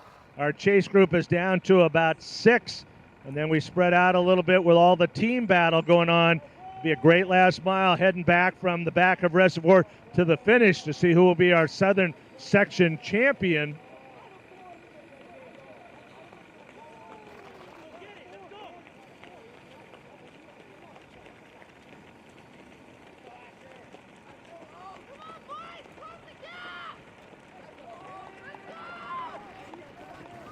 And Abermore, very nice coming through the 2 mile. He goes by at 9:34.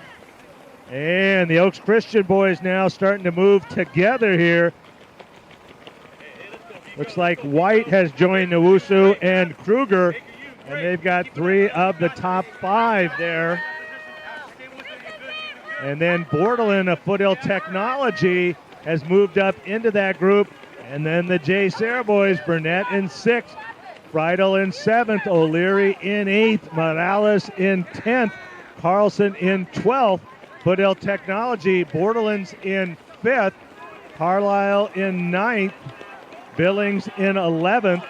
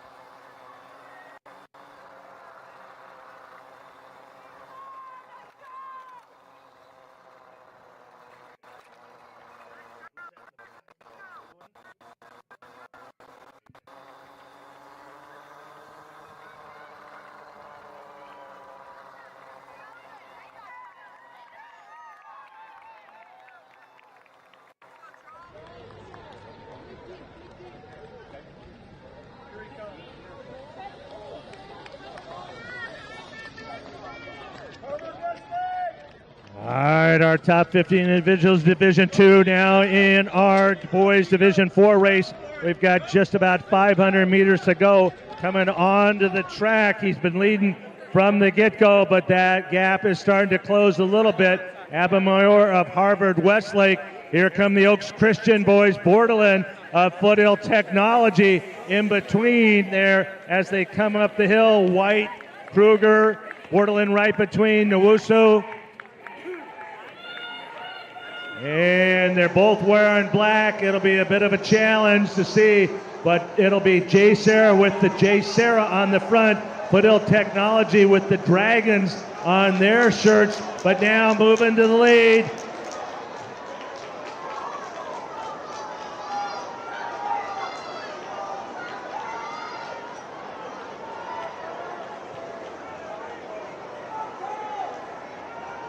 And Abamoyer, here comes Kruger now. Oh my! Coming onto the track in the lead doesn't mean much today, but here we go, and Abamoyer trying to respond. Oaks Christian, that's Kruger and Abamoyer, Harvard Westlake. Abamoyer coming back. Bordelin coming up there. That'll make a big difference in the team battle. He's coming into third, but coming down the stretch here, Ben Kruger, the senior from Oaks Christian. Abamoyer of Harvard Westlake coming back. Oh my, 14-18. Bordelin, Foothill Tech, then White, the freshman. Outstanding finish for Oaks Christian. Jay Sarah and Foothill now battling out.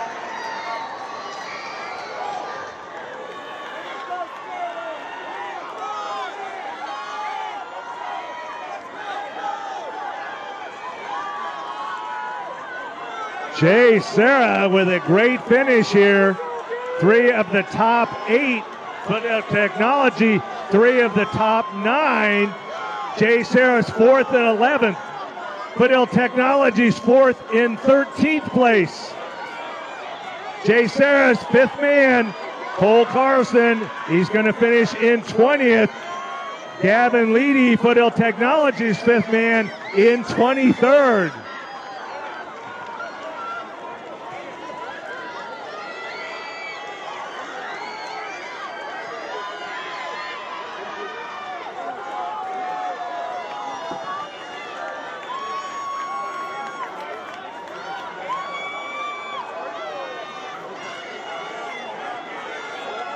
And in that team battle, Jay Sarah and Foothill Technology virtually in a dead heat as we wait for all the scores of all the teams. It would appear Jay Sarah with just a slight advantage over Foothill Technology. Harvard Westlake now with 3 scores. Hey, what's going on, HG runners? Who are the Southern Section Cross Country Championships with Vin Kruger, race number 5's winner, the boys Division 4 with 14-18. Now, Vin, tell us about that final kick. I mean, that was super impressive at the end there. Thank you. That's my whole strategy. I know I can't roll with these 3,200 meter guys. I was just absolute dogs in track season, so I just gotta trust my 100 meter kick. This sitting kick, it's tiring, but it doesn't fail me. So, I mean, it was insane because everyone was like kind of battling in the front, your other teammate, and then right at the end there, you just see you coming in. What can you attribute to your kick? Like, did you work on that at practice a lot? No, we touched upon speed every week at practice, but that's just how I'm built. It's just how I run. It's just what I do. What's it like having such a tight team and running for each other, running for the guys? I know last week you guys all ended up running so close together, and now you're up there with the guys. So what does it feel like running with your team? Absolutely. It makes it so much better. Going 1 through 3 at prelims, and then finishing with all of our guys in the top 10 at finals, just at least our top 3 of those. It's just makes the experience like no other. So Vin, is there anyone that you would like to thank for this win today? Absolutely, my parents. They're the ones that push me every day, keep me in check, and ultimately allow me to be the best version of myself. And do you guys love free live streams? Well, donate now to HT Runners. Press the donate button below. Can we get a donate to HT Runners, Vin? Donate to HT Runners. All right, thank you so much. Back to you in the studio.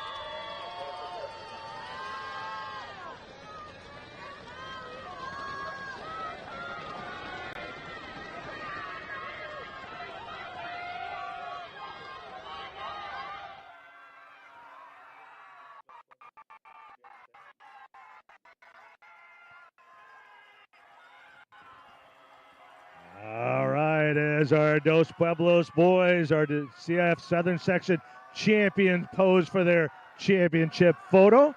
Looking at that great Division IV boys race, looks like Jay Serra is going to be our boys Division IV champion with a 3-point win over Foothill Tech.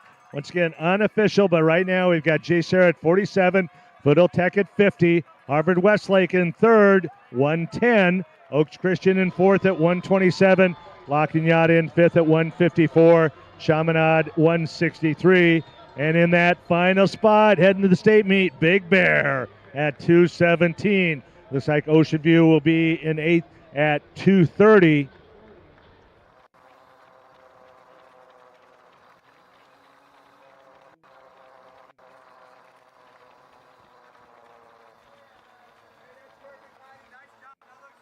And individuals here, Strobin of Northview in 10th, Maury Young of Ocean View in 12th, Thomas Carr of Banning in 14th, and Julio Lopez of Baldwin Parks going to the state meet, as is Cooper Lambert of Damien.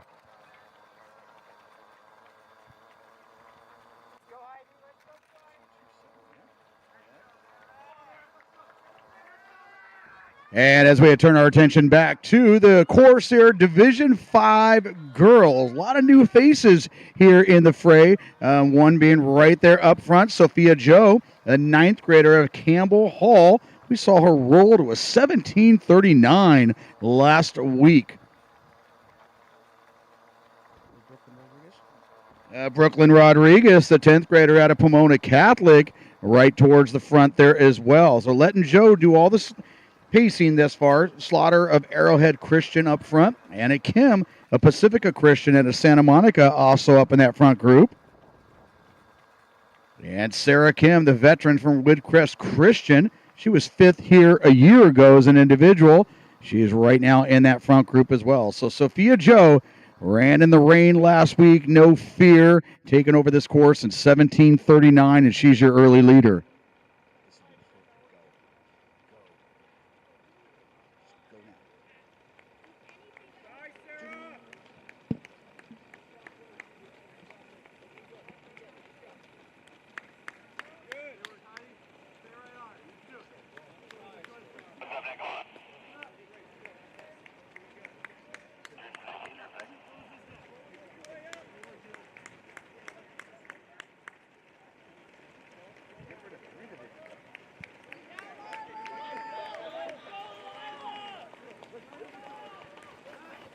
So Joe comes through that, what about 0.6, 0.7?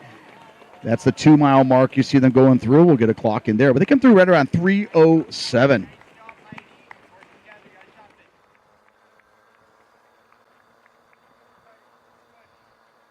Division V girls, top 6 squads will move on to next week's California State Championships. Number 1 ranked St. Margaret's. They are your 2-time defending champs. This is their 12th season making it here. Thatcher, they were 6th here a year ago. Aaron ranked number 2. Viewpoint, Gold Coast League champs, ranked number 3. They were 3rd here a year ago.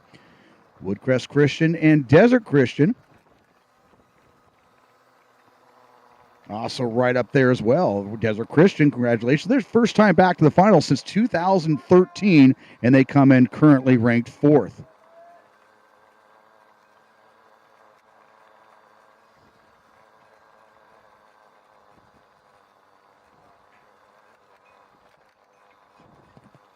So our 2 freshmen, they actually come in as our favorites. Sophia Joe out of Campbell Hall and Anna Kim of Pacifica Christian. And they both easily won their prelim heats a week ago, going well under 18 minutes.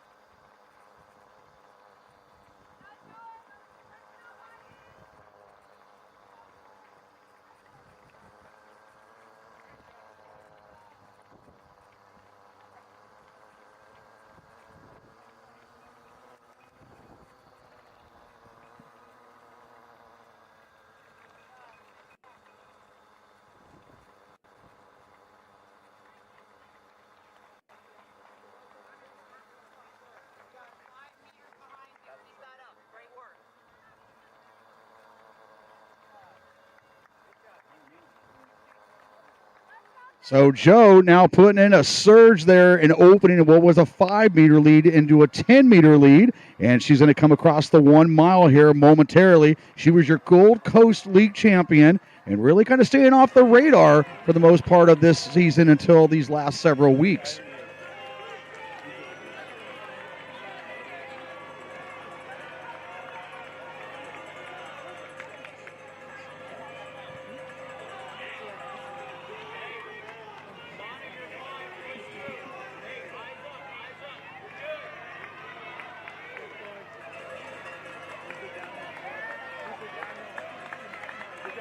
Good job. Bring out that back. You got downhill. Use it.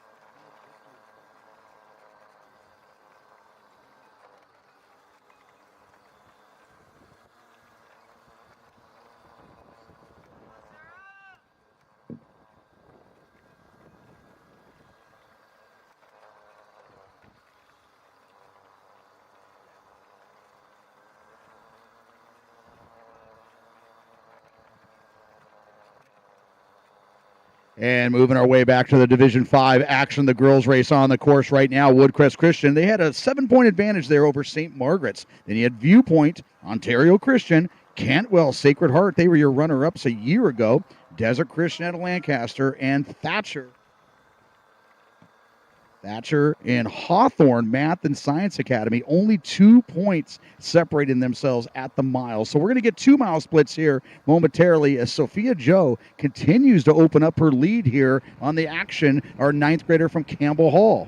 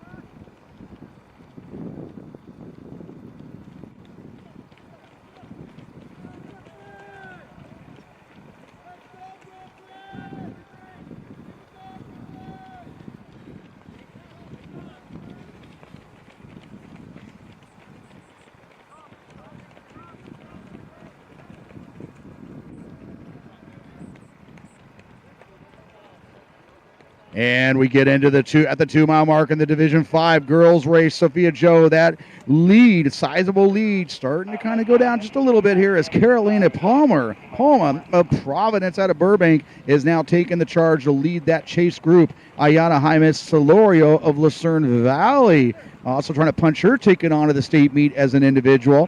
Leah Slaughter of Arrowshead Christian also in that top 5, along with Anna Kim of Pacifica Christian out of Santa Monica.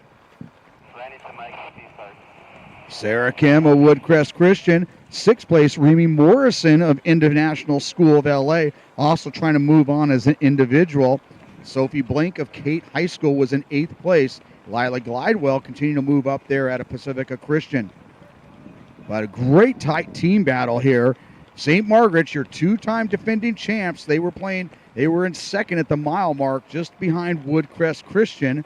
But Viewpoint, they come in ranked number 3. They are your first squad across with 5.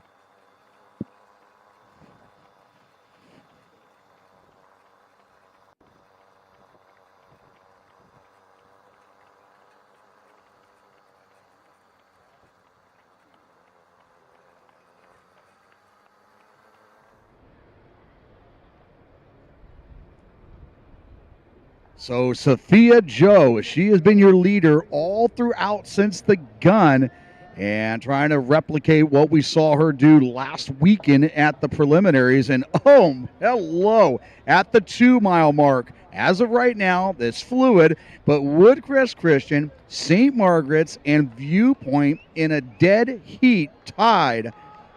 So St. Margaret's, now Viewpoint with a slight advantage there. They were the first squad with 5 across, so expect that to change. Whether that be, though, with less than a mile to go, it is going to be a heck of a race for the Division 5 girls team battle.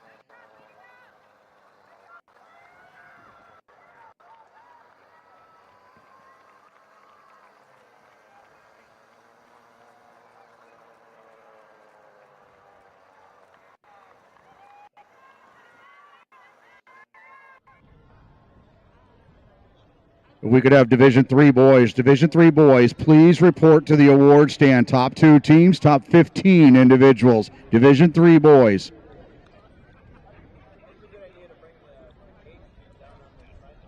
So Viewpoint with a 9-point advantage, and St. Margaret's, your 2-time defending champs, they're going to have to play catch-up as they are 12 points behind Viewpoint in this Division 5 girls battle. Desert Christian of Lancaster coming in ranked 4th. They are in 4th. Cantwell Sacred Heart. Thatcher came in ranked number 2. They are currently in 6th. And Ontario Christian with an 18-point advantage there for that 7th spot.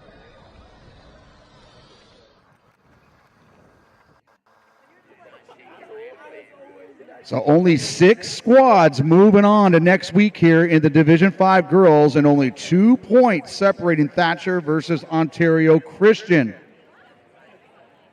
But Sophia Joe all by herself right now coming up to the stadium. She's going up guard alley.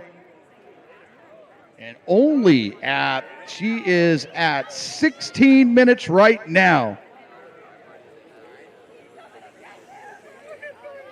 But that battle, almost all individuals in that front group, and only 5 moving on to next weekend. That team battle, though, hiding behind those top 5 with Viewpoint, Woodcrest Christian, and St. Margaret's. Only 13 points separating them.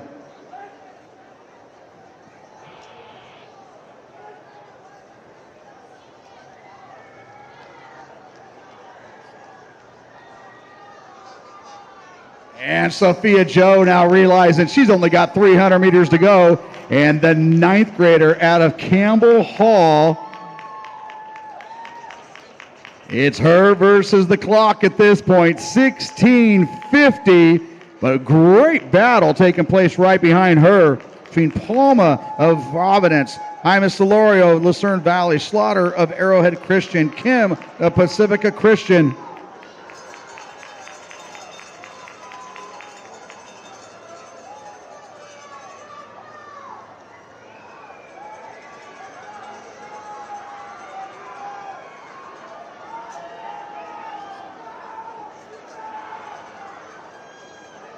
And she's only 100 meters away from earning the Division 5 CIF Individual Championships and an invitation to next week's California State meet up in Fresno. Let's bring her in. Your 9th grader from Campbell Hall. She'll be under 18 minutes. Sophia Joe. 17:43 in a battle here, the fight there. That's Palma and Jaime Solorio. And Anna Kim of Pacifica Christian. And Anna Kim, our 2 9th graders, taking 1-2. Glidewell continue to move up all throughout that race, taking 3rd, also going under 18. And Sarah Kim of Woodcrest Christian with a strong finish there. Keep your eyes on that team battle. Meanwhile, Jaime Solorio of Lucerne Valley will move on as an individual. Slaughter of Arrowhead Christian taking 5th. Macalis of Cantwell Sacred Heart. Hamilton of Thatcher.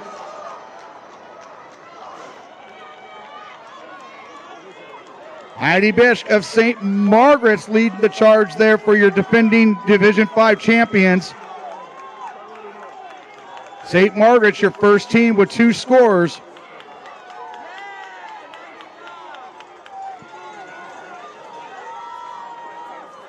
And this team scoring all on the track right now. A Division 5 team championship all in this last 300 meters.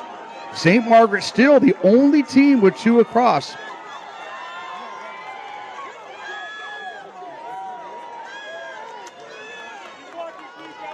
And Viewpoint now with their top 3 all within a 10-second bubble and waiting for their 4th and 5th. Their 4th right there with 150 meters to go.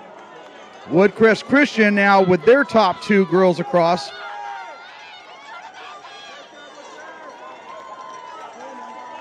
Viewpoint, our first team with 3. Desert Christian with their 3rd. So congratulations, Sophia Joe, Campbell Hall, our top 2 favorites coming in, both 9th graders, and finished 1-2.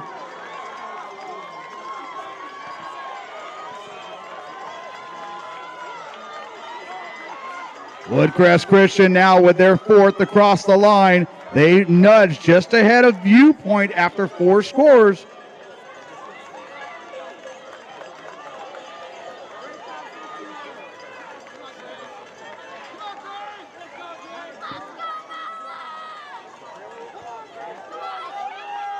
And St. Margaret's now going in with their 5th scorer. Viewpoint coming back with their 5th score. Right now, St. Margaret's holding the slight advantage here. Woodcrest. Hey, what's up, HD runners? We're here with Sophia Joe, the girls Division 5 champion. 17:43.7 was her time. So, Sophia, tell us, did you have any surprises in the race today? It was definitely a lot more like compact. I thought it was gonna be more spread out, like the rain course last week.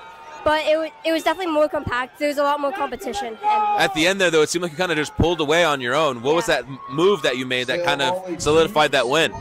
I knew they were like close behind me, so I started opening up my stride, getting a bigger lead, yeah. So, freshmen, in cross country, tell us what you love about the sport. I mean, it keeps my mind off of other things that give me stress, like homework and school, which is definitely nice. And it's like a break from everything else. And I also enjoy running with my teammates. They're really nice and funny. So, is there anyone that you'd like to thank for this win today? I think both of my coaches, Luke Patrick and Noah Ballard, and all my teammates at Campbell Hall. They've definitely supported me and helped me reach this point where I am. Sophia Joe, super impressive freshman. By the way, do you love free live streams? Donate to HD Runners, please. Please press the button below, the donate button right below. Please donate to HD Runners. HD Runners.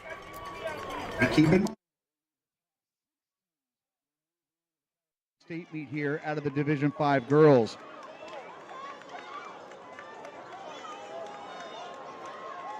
St. Margaret's 2-point advantage over Viewpoint.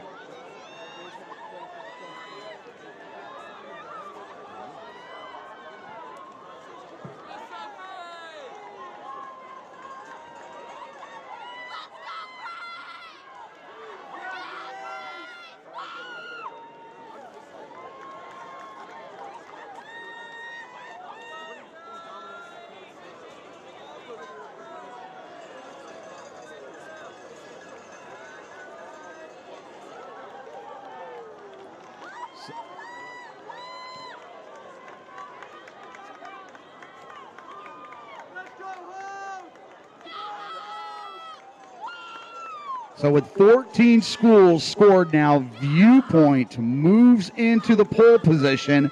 They have an 11-point advantage over Woodcrest Christian and St. Margaret's.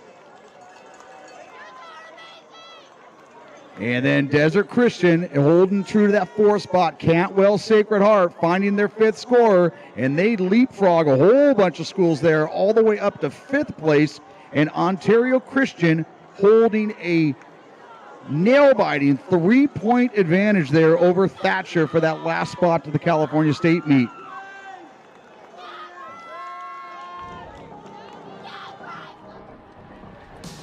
So unofficially here, Viewpoint, they will be your Division 5 team champions here in 2025. St. Margaret's will get that plaque for 2nd, and Woodcrest Christian for 3rd.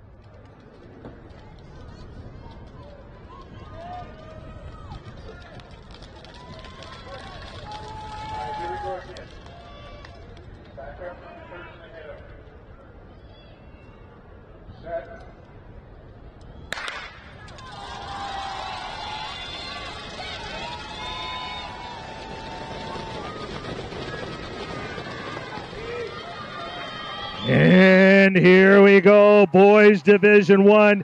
This could be an epic race. We got the top 5 teams in the state in this race and some outstanding individuals. And right to the front, our defending champion, Maximo Zavaleta, the senior out of King, goes right to the lead. And they're already off the airstrip onto Stadium Way.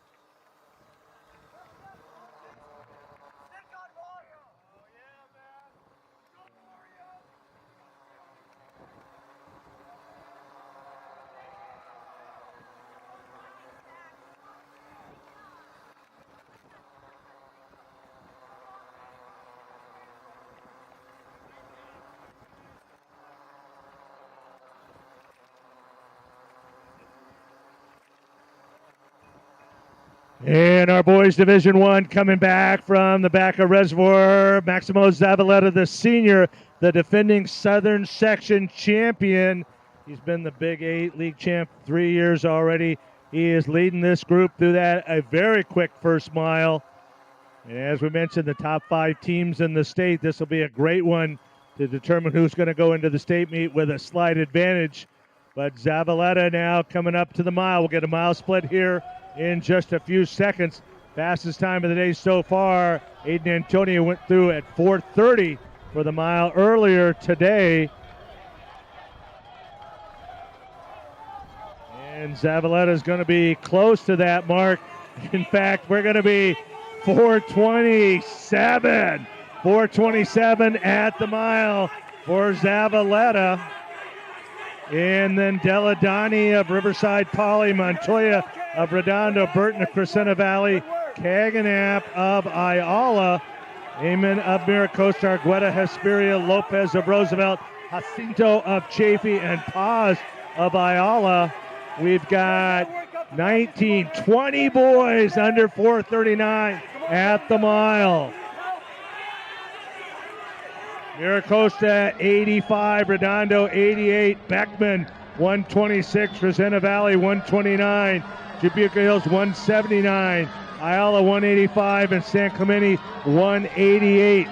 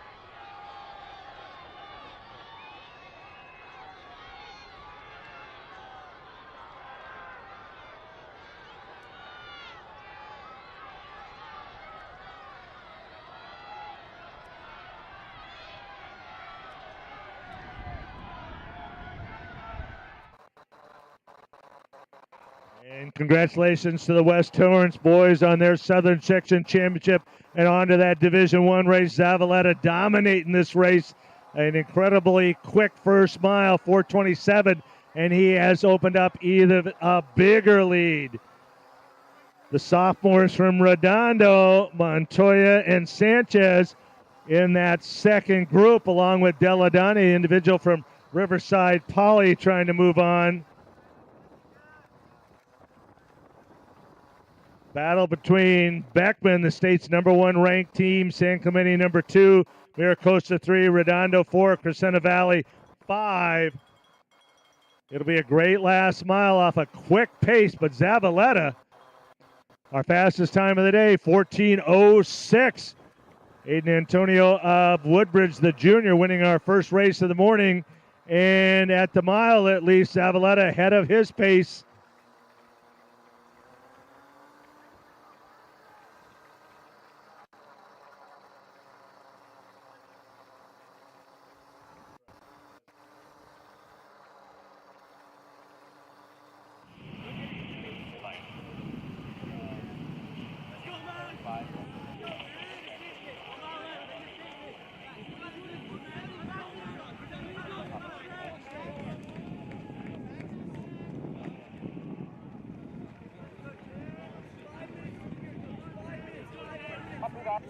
Maximo Zavaleta through the 2 mile at 9:11. Oh my! 9:11 through 2 miles.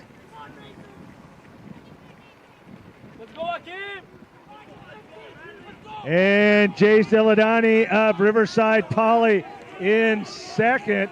Mario Montoya right there of Redondo with him. Argueta of Hesperia, Lopez of Roosevelt, Johnson and Anderson and Cagnap round out the top 10. Girls D3, we like to report to the awards area. Girls Division 3. We'll do those awards right after this great boys Division 1 race. Zavaleta on pace that could see a sub 14.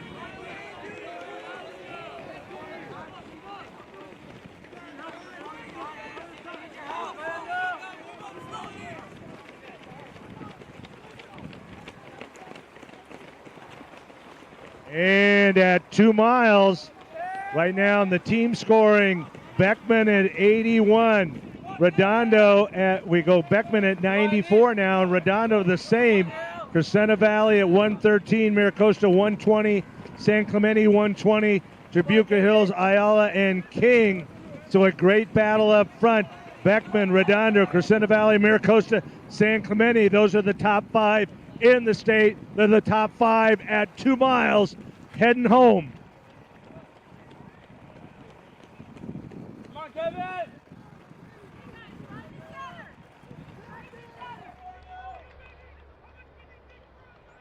So 4:28 at that first mile, 4:44 for that second mile. Zavaleta just about to get to the end of Stadium Way and turn on to the airstrip.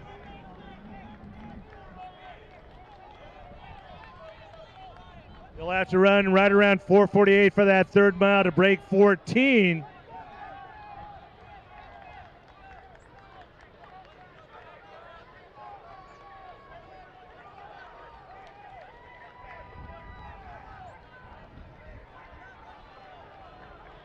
And now coming down the airstrip, the defending champion, the Big 8 league champion for the 3rd year in a row. The Clovis Invitational ran 14:44 up there already this year.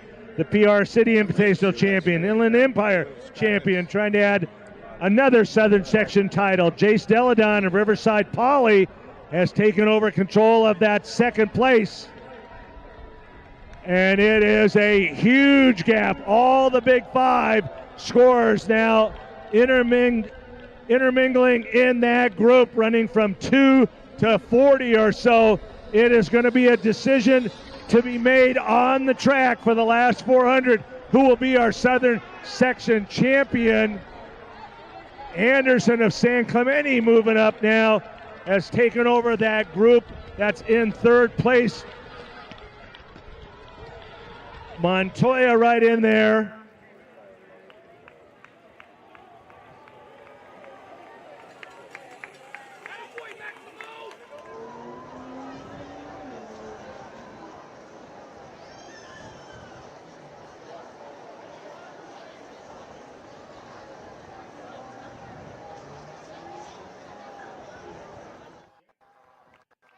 All right, coming on to the track at 13 minutes.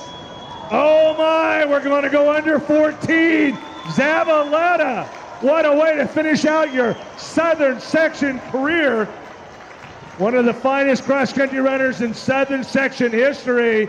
And Jace Deladon, also from Riverside County, from Riverside Poly, comes on in second. Montoya in third.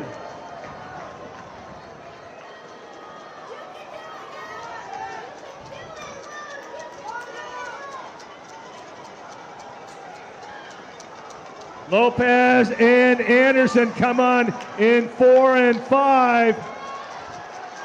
Burton moving up from Crescenta Valley, but here he comes. We're at 13:50. Maximo Zavaleta is going to repeat as the Southern Section champion, and he is going to run. Oh my!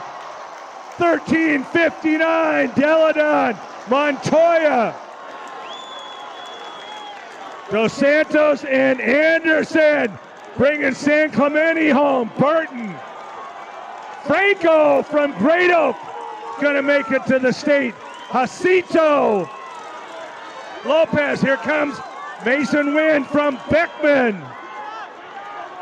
Johnson of Crescenta Valley in the yellow and green. Here come the Miracosta boys.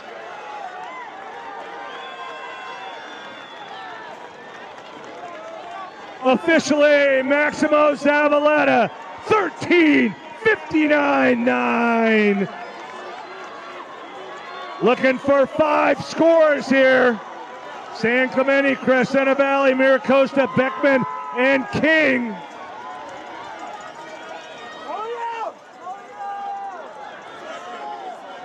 And Beckman will be the first with 5.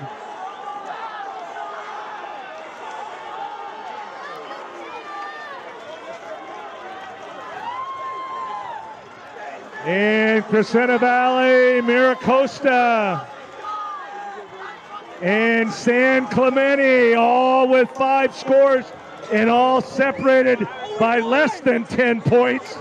Redondo with 5, Trabuco Hills with 5.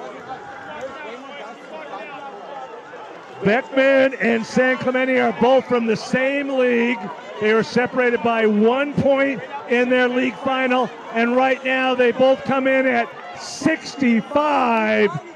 We'll have to wait for all the team scores. Beckman goes up by 1, 86-87. Crescenta Valley looks good in 3rd. Miracosta 4th. Redondo 5th. King looks like they're going to make it. And Trabuco Hills, those teams are solidly there. But Beckman now 3 points, 4 points, 94-98.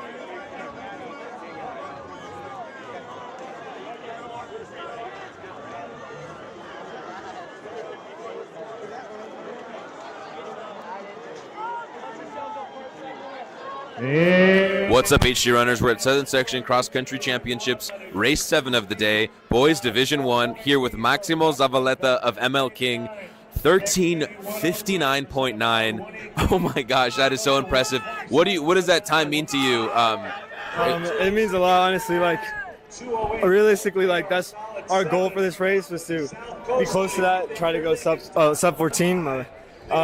So when I reached the 2 mile mark, and even the 1 mile mark, I was like, oh shoot, like this, I can do this. Like, I think first mile I went a little too hard, but I don't know, I just fought in my mind and I just kept pushing and pushing, and it just means a lot because like I wasn't on pace from the last like 1200, but I really just like pushed myself so hard to like try to get that. So I'm very proud of it. How do you feel about your fitness right now, especially late in the season, and you just look so strong? Really good. I mean, like, you know, it's hard to, you know, at the end of the season to run like such a really fast, crazy time, you know, like, so I'm like hoping that, you know, it'll go into next week and I can just improve a lot more, work on the hills, and it should be a good race, hopefully. So it's a great showing today. I mean, you performed under pressure, the division title. Is there anyone you'd like to thank for this win? Yeah, you know, my coach, obviously my coach, my mom, my dad, and God, like they've all been right by my side on everything. Especially, you know, like when it got tough. I don't know if you remember last week, I was saying like there's a saying that my coach was telling me, and I just kept repeating it from like that airstrip. So I think that really helped a lot with getting my time. That ever elusive quote that your coach says. I mean, we'd love to hear it, but I know it's for you. Yeah. Anyway, guys, thank you so much. Hey, remember, press that donate button right below to support our free live stream. Thank you, Max, for this amazing performance you put on. Can't wait to see you next week. Thank you. Thank you, sir. Thank you so much. And back to the course here, our Division 4 girls getting after it here. Number 1 ranked in the California State rankings, and number 2 nationally, our young ladies from J. Sarah, not only trying to replicate what their boys did in capturing the Division 4 title, but maybe even creating some history here with team scoring. They're your Trinity League champs, your Woodbridge Classic champs, and again, ranked number 1 in California. Overall, this is their 18th straight season to make it onto the finals, and they're seeking their 5th consecutive title here over the next 16 to 18 minutes. Number 2 ranked is Laguna Beach, and number 3, Oaks Christian. Harvard Westlake, your Mission League champs. And number 5 is Big Bear. So those squads all moving on. There's Jay Sarah up front. Chloe Elbaz, she'll be heading off to UCLA, leading the charge. But right now, it's going to be a whole pack of Lions. They're monopolizing the action up front here in this Division IV affair. Last year, they won the D4 title with scoring only 29 points. And right now, with all of our projections in place there, they should score less than that here in 2025. And all 7 of their girls in the top 11 here in this Division IV final.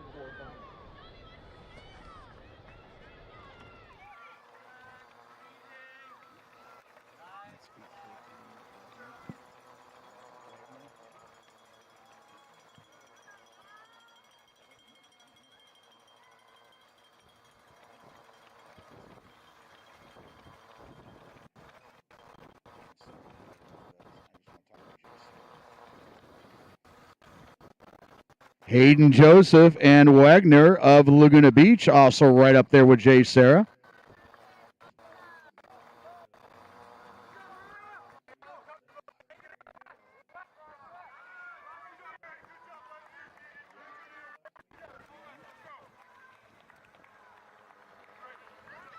And Hannah Norris of Laguna Hills also trying to move forward.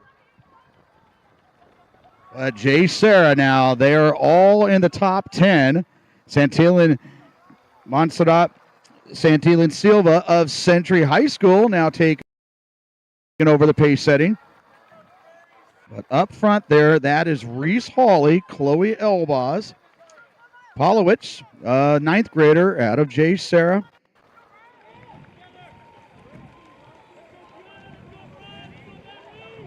Sierra Harden. And Tennant, Kroger.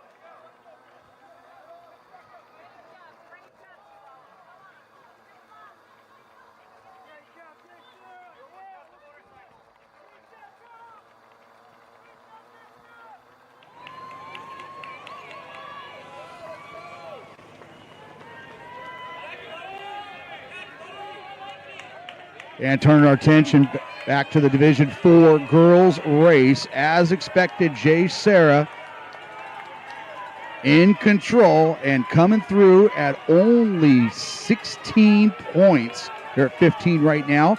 Let's say we'll be at 16 points after the mile mark. So Brooklyn Tennant is opening up a gap here over her teammates Elbaz, Kroger, and Holly Polowitz. Fellow freshman there with Tennant now in 6th place. Montserrat Santilla and Silva of Century maintaining that 5th place spot.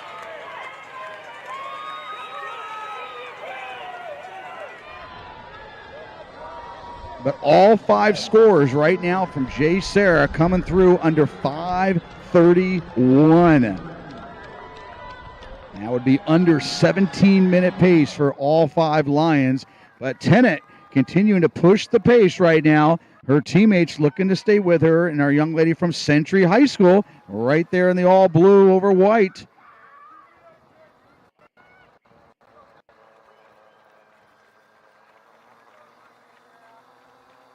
Also looking to qualify as an individual, Hannah Norse of Laguna Hills. She is currently in 7th. Kate Woodside of Esperanza came through the mile mark at 8. Jay Sarah with 6 in the top 9. Ellie Kerman of Harvard Westlake in that 10th spot at the mile mark. Napriala of Oaks Christian in the 11th spot. Wagner of Laguna Beach. And looking at team scores here, it is basically a race for 2nd place as expected. And no disrespect to any of those other squads, but Jay Sarah, number 2, nationally ranked, taking charge here and looking to claim their 5th Division IV title in a row.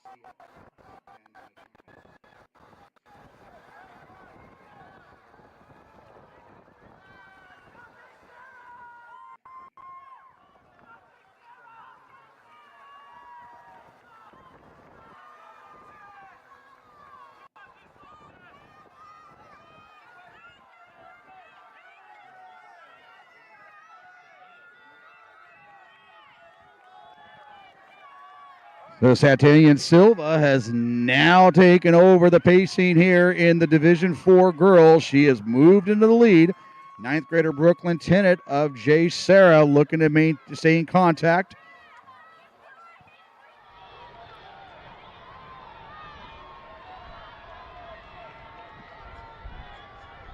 And Reese Hawley of Jay Sarah in that 3rd spot.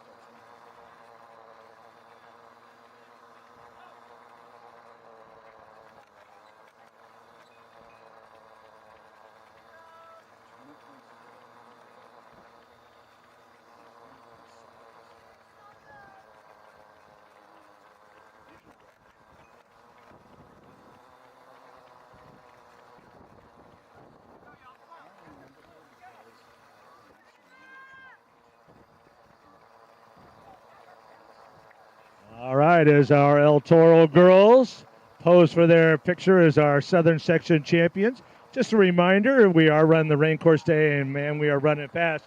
But if you missed those hills, you can come back on December 6th and run the Brooks West race here. You not only get both hills, you get all 3 hills, the full 5,000 meters.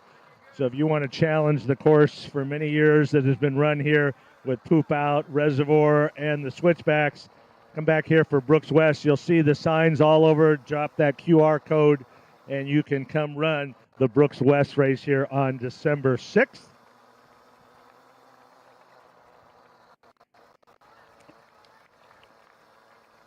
And Santalian Silva continuing to go against one of the top teams in the nation. She has opened up a 10-meter lead. And to put things in perspective, this young lady from Century, she was 56th place here a year ago in this same race. So arguably up there is one of the most improved athletes that we're going to see here today.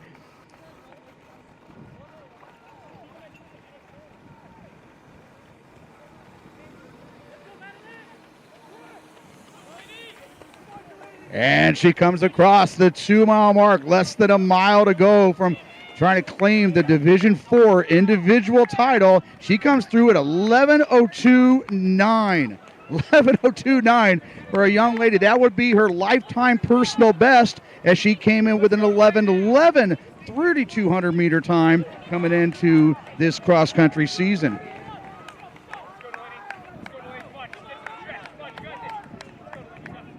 Keeping our eyes on that team score, the all-time Division IV record for team scoring is 23 points. 1999, you got to go all the way back to our young ladies from Corona Del Mar scored 23 points, and Jay Sarah trying to take over that new team time record. Right now, they're probably sitting right about 20 points when all the teams come across. But Brooklyn Tennant, Reese Hawley, Maya Polowitz, Hayden Kroger, and Chloe Elbaz all occupying spots 2 through 6 coming through the 2-mile mark.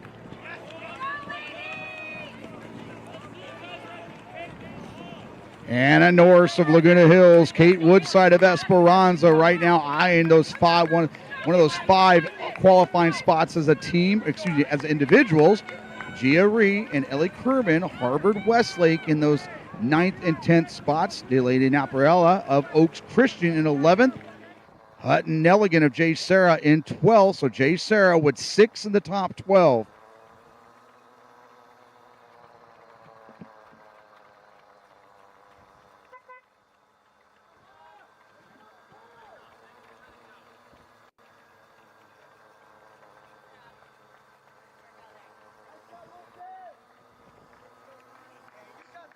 So the senior out of Century, she came into the season with a lifetime best of 18:36 from last year and has improved by almost a minute and a half from everything she has done from a year ago, including rolling in the rain last week to a 16:55, and she continues to gap some very talented individuals there from Jay Sarah. So Montserrat Silva of Century High School out of Santa Ana. What was a 10-meter lead now looks like a 30-meter lead, where she has almost about a little more than a half mile to go for the Division IV individual title.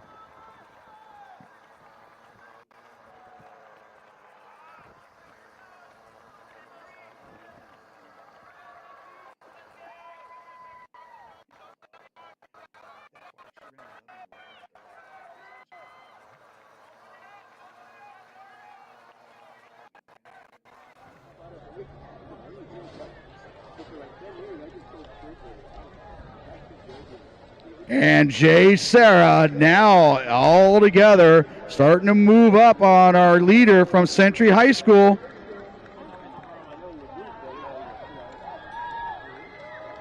And Brooklyn Tennant now geared to try to close that gap with about 500 meters to go.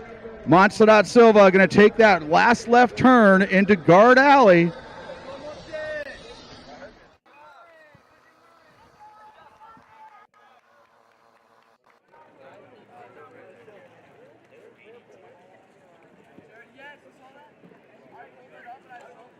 And Hannah Norris of Laguna Hills continue to make some moves here over the last 500 meters. Brooklyn Tennant of Jay Sarah, the 9th grader, in 2nd. Reese Hawley in 3rd.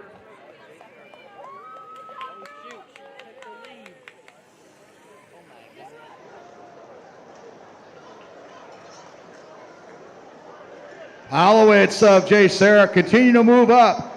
But bring her in, folks. He tells you how much you can make. 1 year makes a difference here. She was 56th place here a year ago, and right now 450 meters away from taking first place Well, a heck of a senior year here for the young lady from Century High School, Montserrat Santina Silva. With 300 meters to go, she's a 15:42.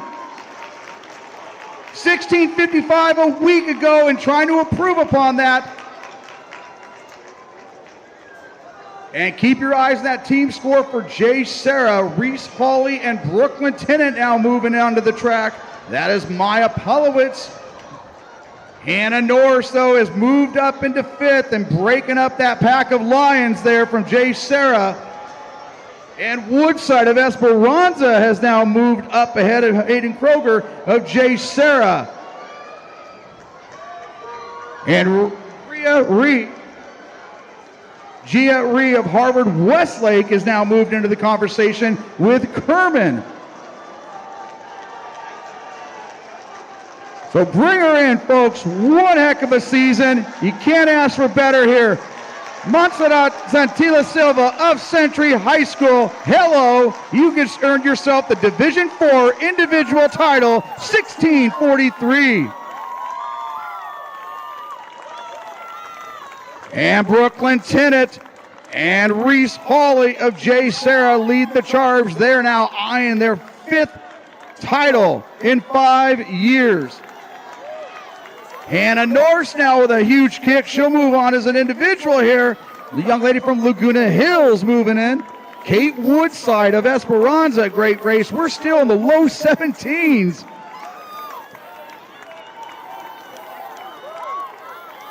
Polowitz of Jay Sarah, 17 flat. Brooklyn Tennant of Jay Sarah. Reese Hawley of Jay Sarah. Hannah Norris of 17:10. Kate Woodside, 17:70.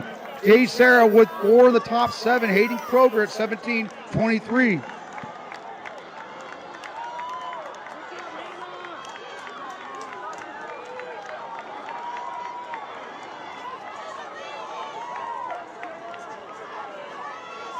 So Jay Sarah with all 5 across there. Kerman and Ree with a great last mile. They moved up 3 spots between the two of them.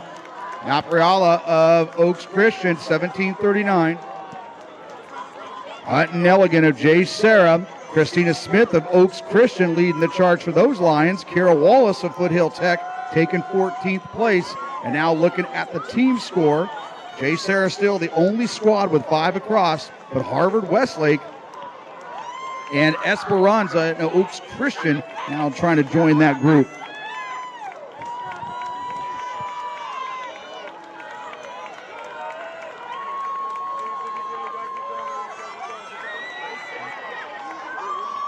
But 16:43 there from our young lady from Century, Montserrat Santina Silva, your Division IV champ. She will move on as an individual.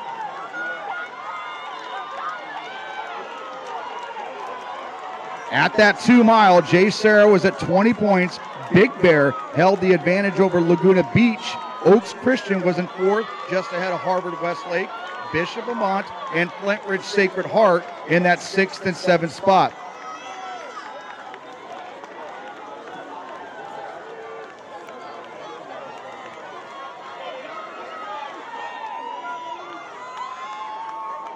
So Big Bear and Laguna Beach, they interchange with one another there at the 1 and the 2 mile mark.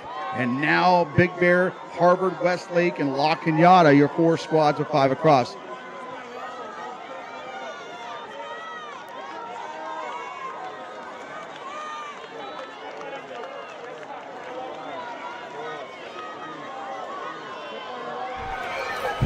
Hey, what's up, HG runners? Here we are at Southern section. A girls Division IV. Here we are with Montserrat Santillan of Century, 16:43. So Montserrat, tell us, I mean, you were right there along the pack with the Jay Sarah girls. What was your strategy? The strategy was honestly try to like stick with them and maybe like at about a mile and a half, just let it rip, I guess. Yeah, just try to go, but yeah. So how did that feel? I mean, I know you're really improved over this last year. Tell us about the improvement of your whole journey this year. Well, last year I was kind of out for, this year, my bad. Okay, well, I think it was mostly the summer training. Like I had built a strong base during the summer and then just continued that throughout the year. And also, I mean, thanks to my awesome coach, like I feel like he just poured into me like a lot of everything, you know, he told us especially. So I guess strategies, just listen to your coach. And what did he tell you to do? Or was it more mental? Was it like more like technical? It was both in a way, I guess, because I don't. Last year I wasn't that good, you know, mentally. So this year he would always just tell me like, you're a different runner this year. Like no matter how I felt, like if I was unsure in myself, he was just like, you're a different runner, you know. So it was impressive because there was a lot of mental grit that took you to stay up there on the top. Yeah. What's one of the keys to believing in yourself that you'd say?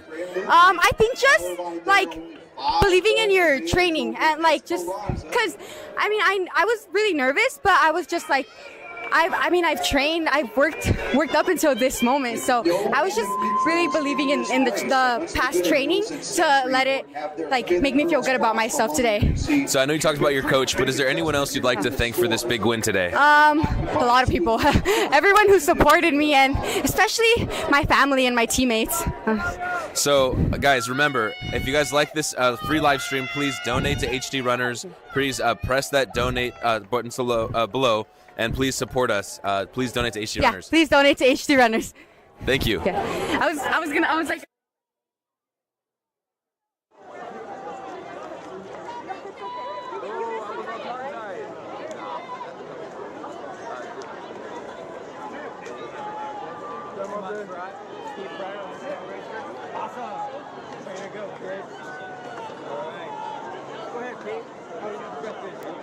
Let's go, Mia! Let's go, Mia! Let's go! Come on!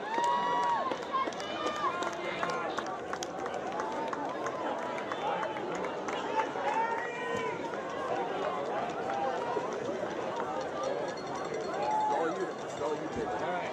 All you. Go ahead, Pete. Okay. Yeah, grandma.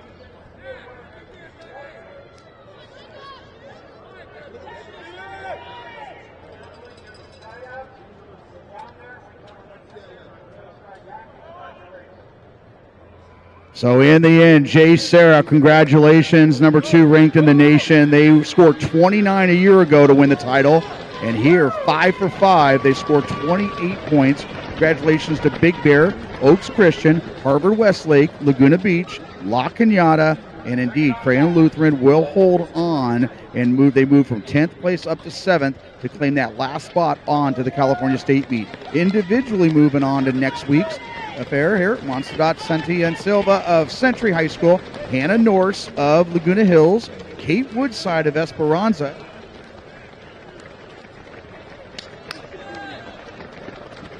and Kira Wallace of Foothill Tech will move on as an individual, as will Leslie Ledesma of Esperanza. Esperanza will send 2 girls on to the California State meet next weekend.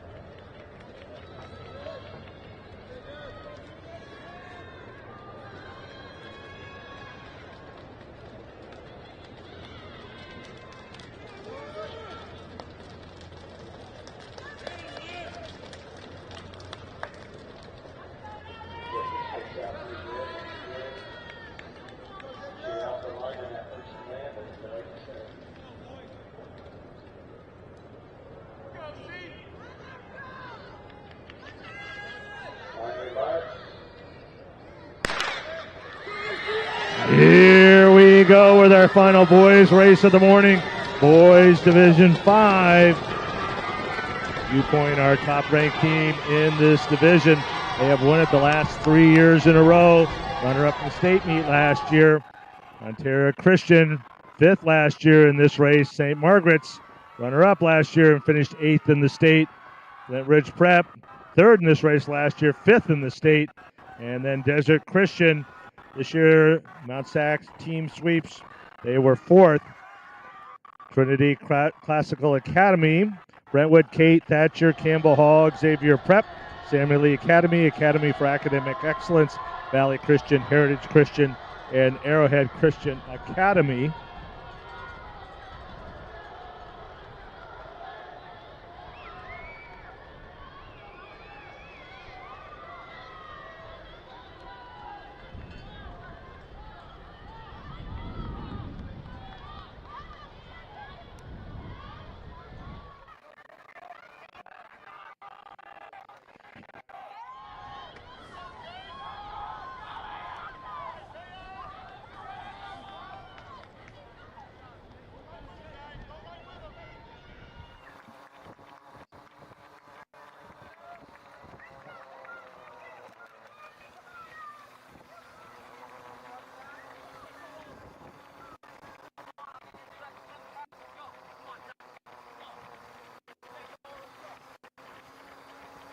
And moving well, Watson Eagles and his teammate James Infante of Campbell Hall pushing the pace, but right to the front on both sides of him, Ollie O'Connor, runner-up last year in this race.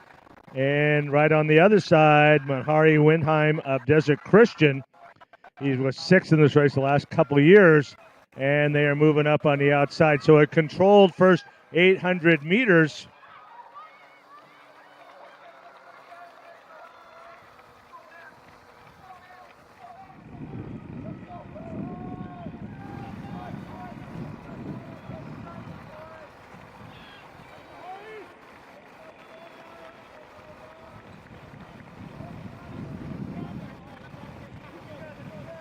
And now moving up to the lead here.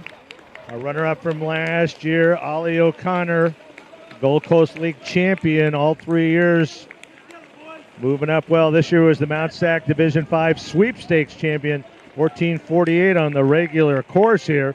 He was the Clovis Invitational Small Schools champion, the Cool Breeze Invitational champion, and 14:07 at Woodbridge earlier this year. Run 9:03 for 3,200 on the track. Was in that great Division 5 state meet last year, ran 15:05. As he goes to the lead, right with him, the senior from Desert Christian, Mahari Windheim.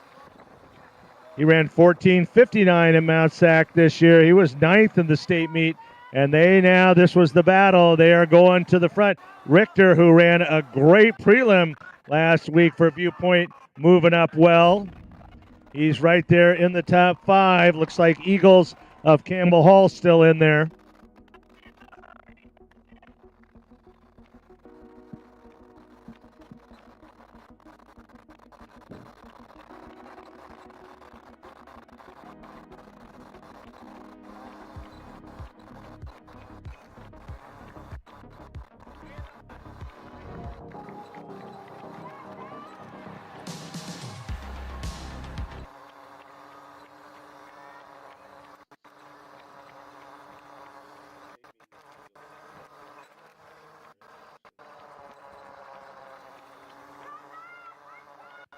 Oh my, making a move here, heading to that first mile. And Hari Windheim, the senior out of Desert Christians, put the hammer down.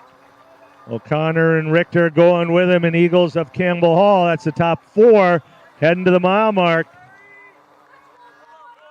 Windham has decided that this is going to be a good first mile.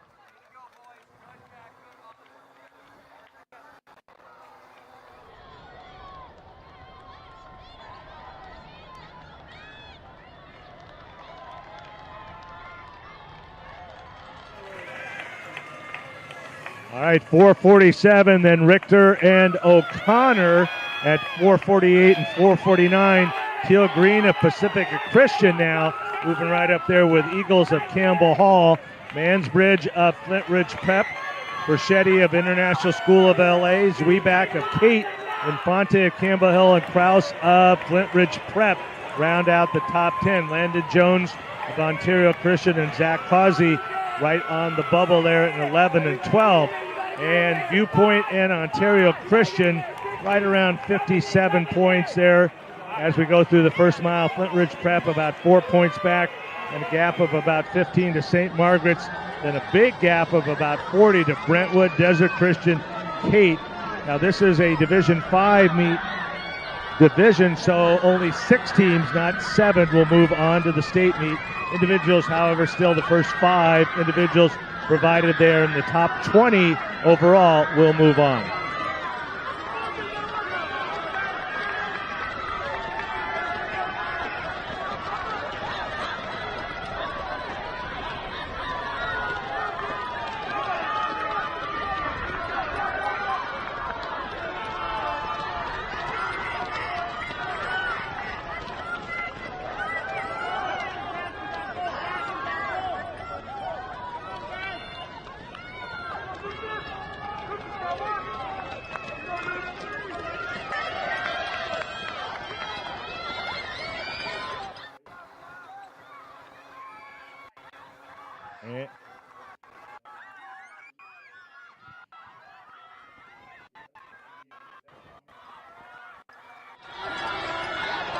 All right, the Viewpoint boys have moved up with Windheim, and those 3 have separated themselves. Then Green of Pacifica Christian.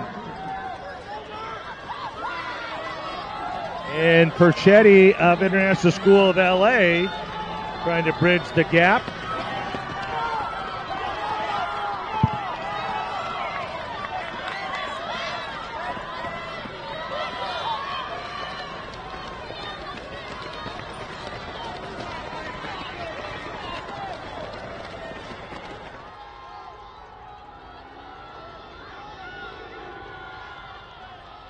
And O'Connor now, as they head back on state, just about to make the turn to Stadium Way, has opened up a little bit of a gap. His teammate Richter running with Minheim of Desert Christian. And Windheim now a little bit of a surge to try to get that gap closed down.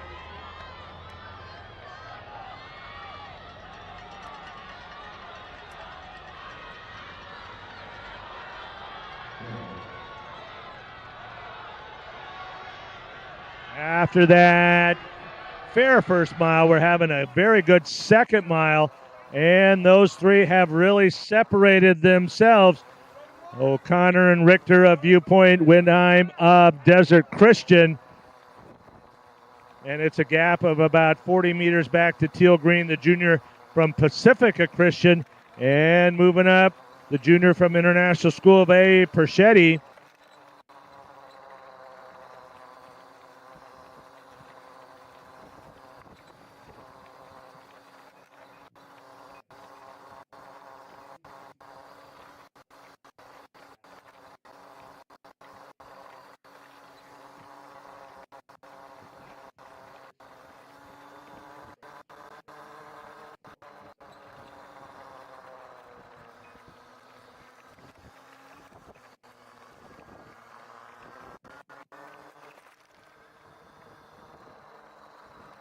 And now the Mt SAC Division 5 Team Sweepstakes champion, Ollie O'Connor of Viewpoint. Just about a 10-meter lead over Mahari Windheim of Desert Christian, and about 10 meters back to Jack Richter, the junior from Viewpoint, the fastest qualifier last week. Running well.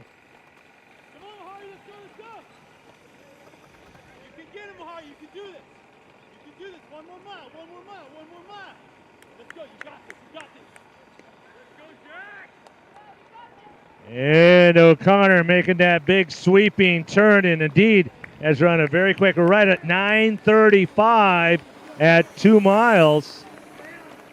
9:35.9, 4 seconds back to Windheim at 9:39, 3 seconds back to Richter at 9:42. And those 3 really have opened up a gap.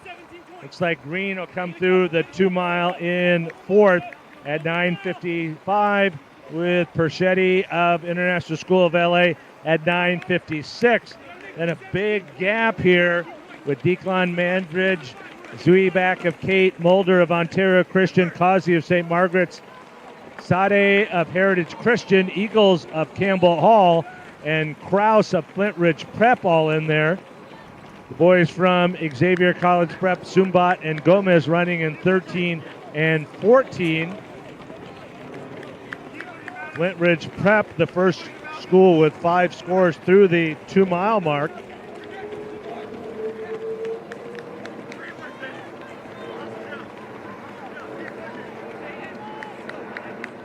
And now St. Margaret's and Viewpoint with 5 scores through the 2-mile mark.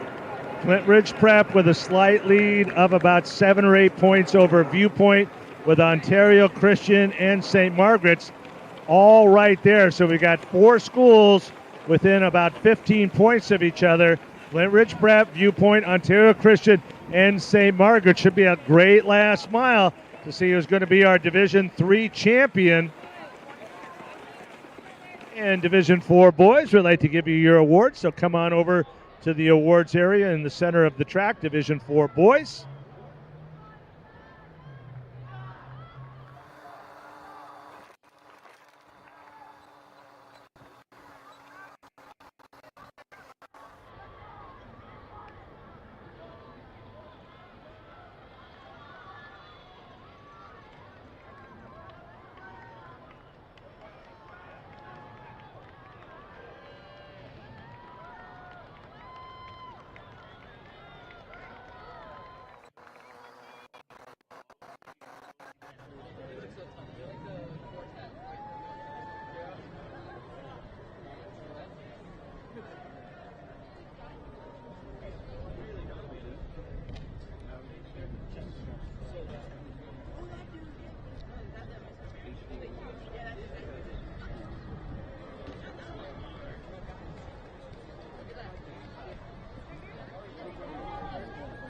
And coming down the airstrip, trying to move up from that runner-up spot last year to champion this year, Ollie O'Connor of Viewpoint. Winheim in second, Richter in third.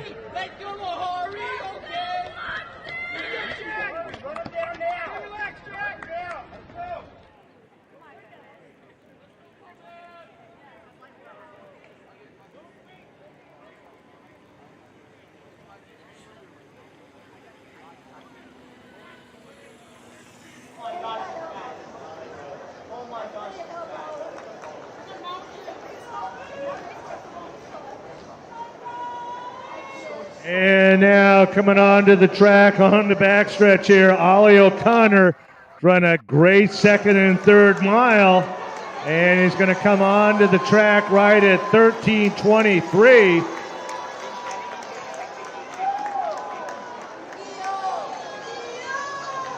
And here comes Mahardy Windheim, the senior from Desert Christian, black top and the blue shorts in second. Then Jack Richter in the red, white, blue of Viewpoint in third. O'Connor now 200 meters to go.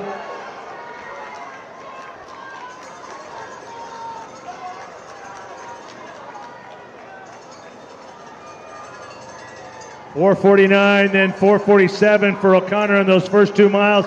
Looks like it might be quicker on this last. Coming home here, Ollie O'Connor, the senior out of Viewpoint. He is going to be the Southern Section champion. Second last year, champion this year, right at 14:18. Mahardy Windheim of Desert Christian, sixth last year. He'll move up to second.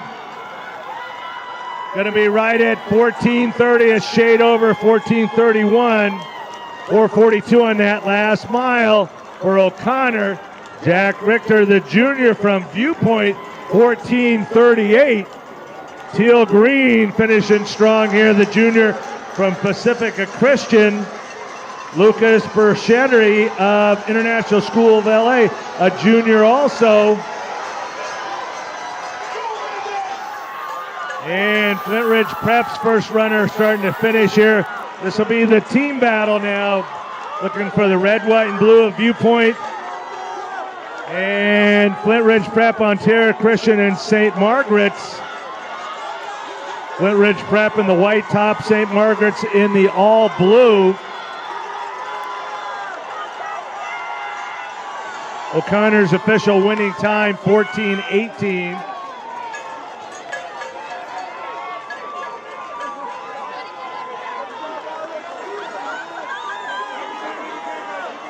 And a great D5 race. All these boys on the stretch here are going to be under 16. We're at 15:40 now.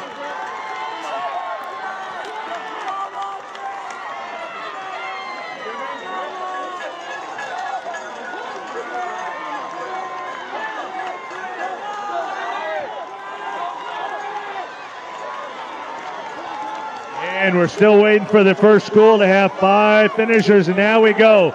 Viewpoint, Flint Ridge Prep, Ontario Christian, and St. Margaret's virtually all at the same time. Going to be hard to overcome that first and third finish of Viewpoint, however. That's big scores up front. Right now we've got Ontario Christian, Flint Ridge Prep, and St. Margaret's in 2, 3, and 4. Ontario Christian with a comfortable gap of about 10. And then Flint Ridge Prep and St. Margaret's with only 4 points difference right now in third and fourth.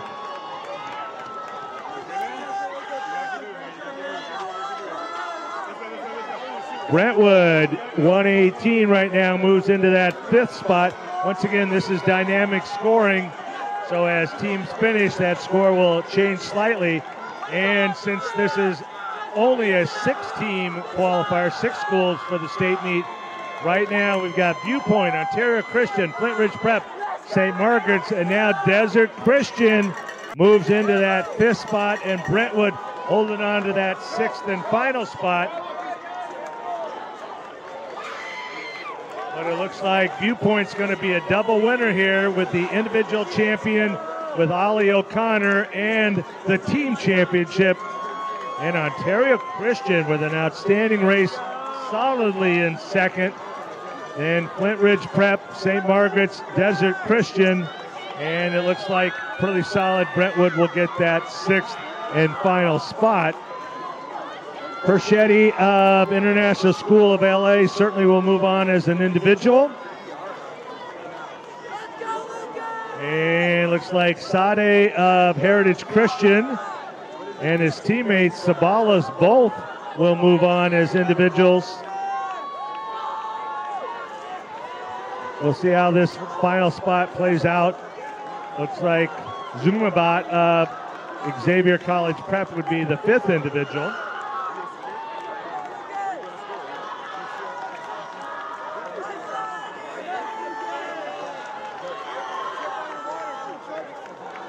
And if we can get the Division IV boys to come on down for the awards ceremony. Was our final boys race. You enjoyed running the rain course. We ran very fast times, but you raced all year to get ready for those hills. If you want a shot at it, come back here on December 6th. Hey, what's up, Nature Runners? We're here at a very noisy finish line. We're at the Southern Section Cross Country Championships, race number 7, boys, Division 5. We are here with Ollie O'Connor from Viewpoint. 14-18. Ollie, tell us what this win means to you today. It means a lot for me because coming into this weekend in this postseason, I had kind of a random quad/knee issue pop up out of nowhere, which is really kind of random and also a bit scary, not really knowing how I was going to be training with the coming weeks, but I was able to kind of waddle my way through it last week, and then this week played it pretty strategically, pretty safe. I only did 2 runs this week before this, but I'm thankful that today was feeling good. I was able to run. I was able to execute for my team because I think it's our 4th win in a row now for our team, which pretty special to me, winning every single year of my high school career. So I'm just so proud of my team, proud of the boys, and we really executed today, so it feels amazing. Yeah, it was intense. Tell about that competition that you guys had with some of the other teams. We were right here when you guys found out you actually won the team race. What was that like, just knowing that you won with all the competition? Yeah, we knew that there were quite a few ways it could play out where we could win or also not win, so It was funny, I finished, but the first thing I wanted to do was look back and see where my teammates were finishing. And it was such a special moment just to see that all the guys were coming in where they needed to be, and honestly, a lot of them surpassing our expectations where we thought they would be. So it feels amazing. I'm so happy that I can share this moment with my team one final time. So it's awesome. Yeah, describe that moment. I mean, it's really unique for cross country where you're like looking back and seeing the guys. Like, describe that. Oh, it's electric. I mean, more excited than even finishing the race. Just seeing everyone else coming through. You're watching the clock. You're watching the finishers. You're looking at the jerseys, who's where. Such an electric moment. So many things going through your brain. But then once you finally get that clarity, once it crosses.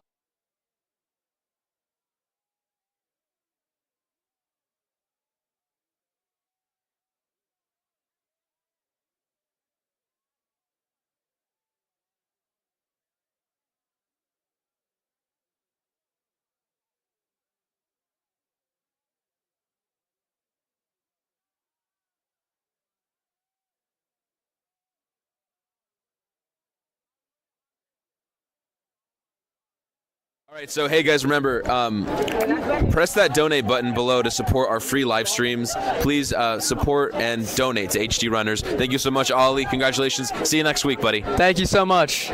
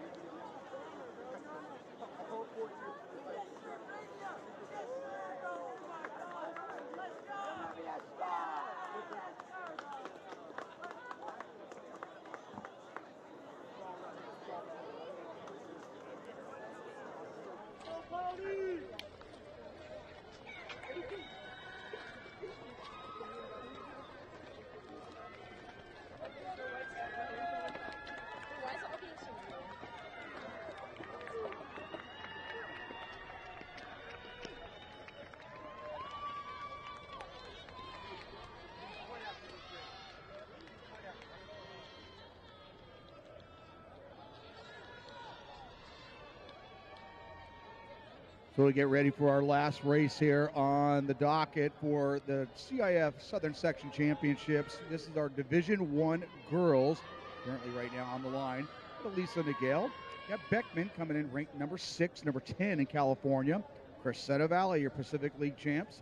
Great Oak, your Southwestern League champs. This is their 18th straight season of qualifying forward. They are currently ranked 6th in California for Division I. You got Huntington Beach, your Sunset League champs. Liberty, your Ivy League champs. Long Beach Wilson, your Moore League champs.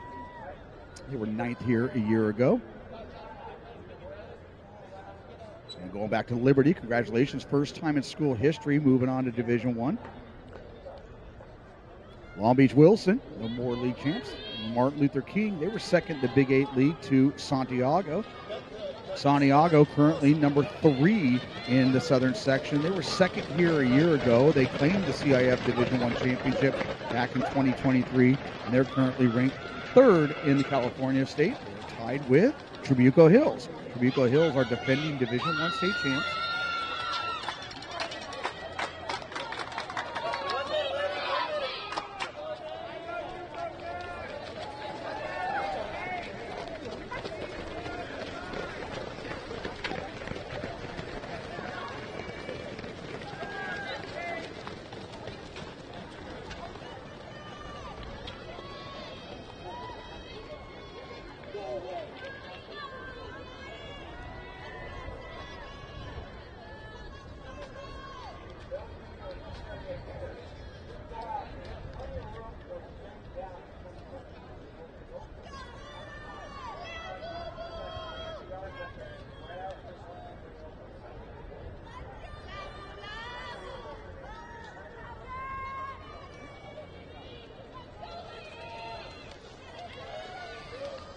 And top ranked number 1 in the Southern Section, number 2 in California, Maricosta, your Bay League champs. We're moments away from our Division I girls championship race.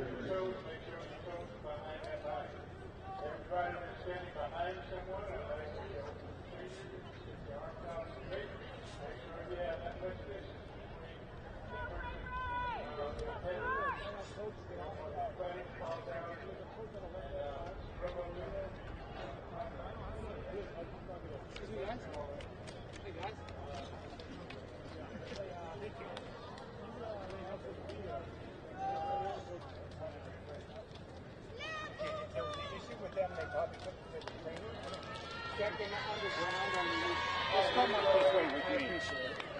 Hey, it's a trainer down here.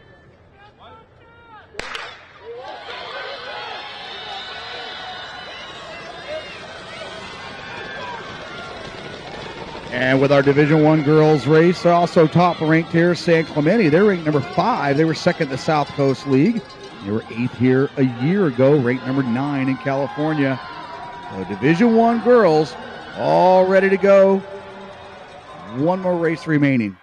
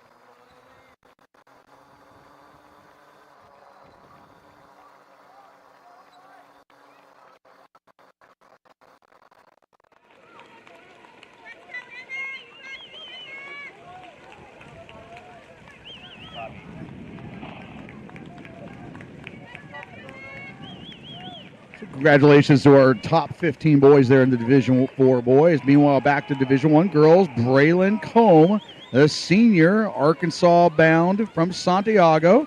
She was 4th here a year ago. She's going to take this group through that first 3/4 of a mile, a point at 3:07. And Maylee Bayless, she was runner-up a year ago from Trabuco Hill. She led them to the team championship. She is in part of that group, that chase group right now, with Elizabeth Jacqueline of Martin Luther King, Charlotte Hopkins of Arcadia, Nadia Mejia of Wilson.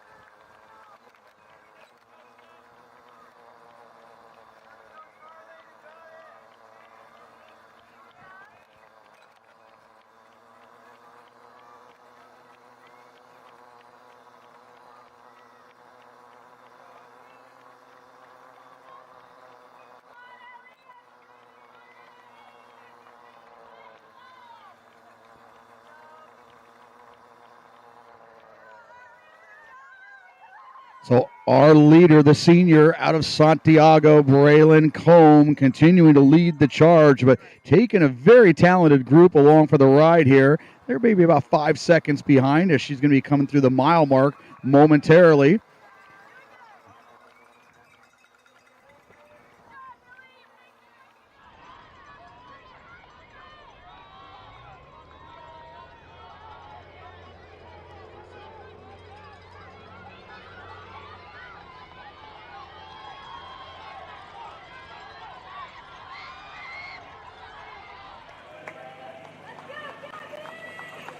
And Combe coming through at 5:15, but a whole group right there under 5:20, including Hopkins of Arcadia, Bayless of Trabuco Hills, Loza of Hemet,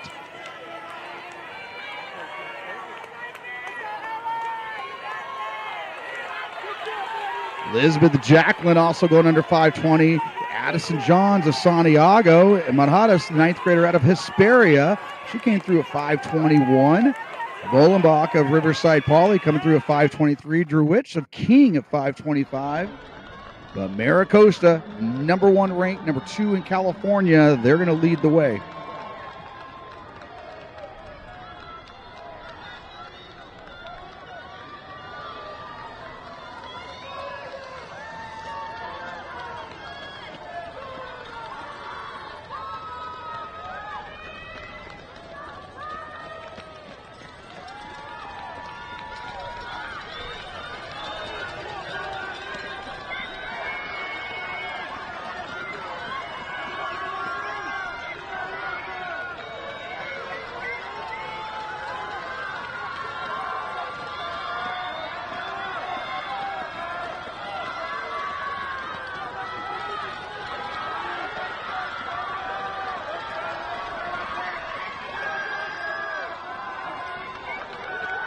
So Braylon Combe now at the very bottom of the airstrip, making to make that U-turn and work her way back up. Amelia Bayless and Hopkins of Arcadia maintaining contact. You got Jacqueline of Martin Luther King having a great senior season there. And Addison Johns, the 9th grader out of Santiago. Big team points there, right there with Gabriela Loza of Hemet. And Millie Bayless now starting to make a move on the way up. Bayless made this move with her teammate Holly Barker about a year ago where she finished runner-up. And Trabuco Hills and Santiago, it's been a very familiar battle here in the Division I scene the last 2 seasons, but Bayless now making the move. She'll be heading off to BYU next fall. Meanwhile, right there on your right side, that is Combs. She'll be heading off to Arkansas. And in their background, we got Miss Hopkins of Arcadia. She'll be heading off to the University of Washington in the fall. But here we go, about halfway through. Bayless has now made the move, and Combe looking to answer. Remember, Combe is your defending California State champion in the 1,600 meters.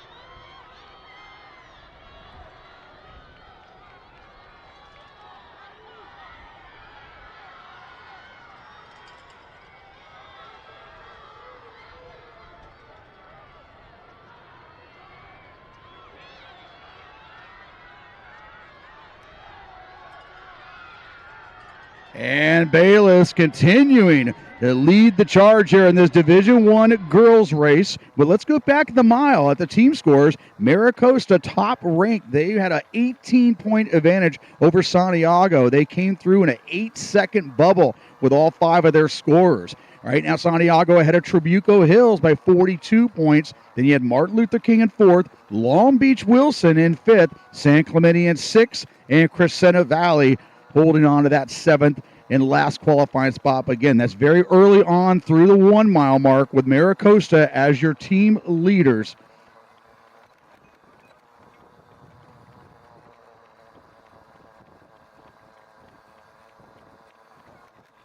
Maricosta, they have actually never won. They've taken a couple runner-up spots here over their history. They won the D2 title in 2021, but looking at their first D1 title here in 2025. But Bayless continuing to edge just a little further ahead. What was maybe about a 3-meter lead is now worked out to about a 5 or 6 meter lead as she makes that left turn on the back part of the course around the back parking lot. It's Bayless and Combe, Trabuco Hills, and Santiago.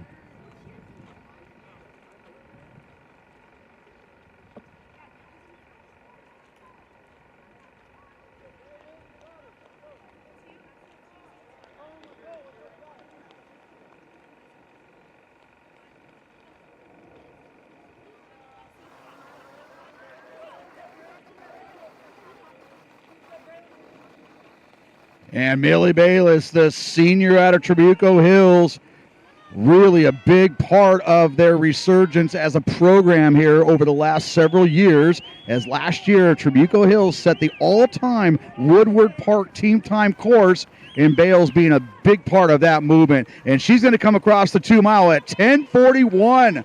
10:41, but Combe not going anywhere. 10:45 with less than a mile to go.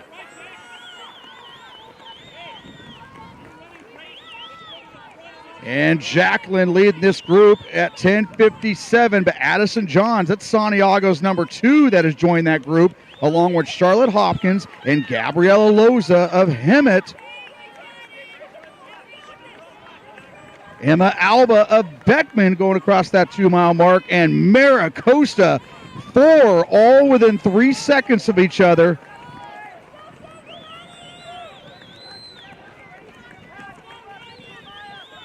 And there's their number 5 coming across. So Mara Costa, less than a mile away from their first D1 championship.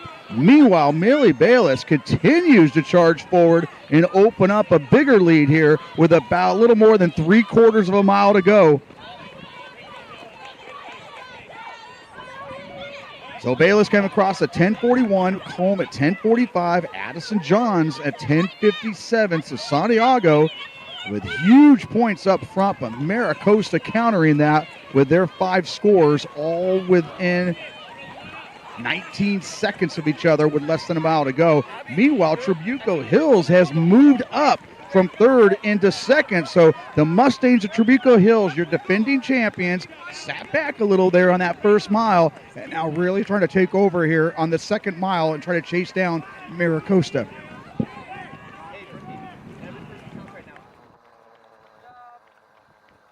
San Clemente in that 4th spot, and Long Beach Wilson, they're right now in that 5th spot. Wilson trying to make it for the first time since 2002 to make it to the state meet.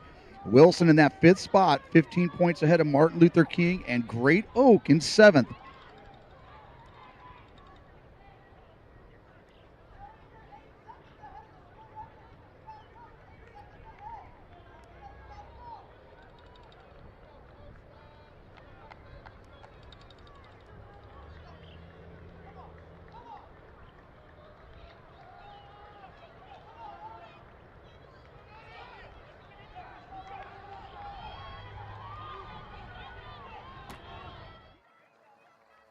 So the BYU-bound senior from Trabuco Hills, she sat back in that first mile, made her move on this same airstrip about 6 minutes ago, and has not looked back. She continues to open up on that lead, getting ready to go. She goes back the gauntlet there, about to take that left turn and work her way towards the stadium. But team-wise, with less than a mile to go, Mara Costa in control with a 33-point advantage over Trabuco Hills. And Great Oak moving into that last spot at 7th. Great Oak has made it to the California State Meet 16 years in a row and trying to make this number 17.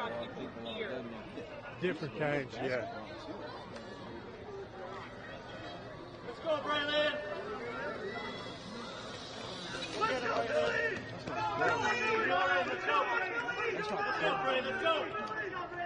I saw a little wolf.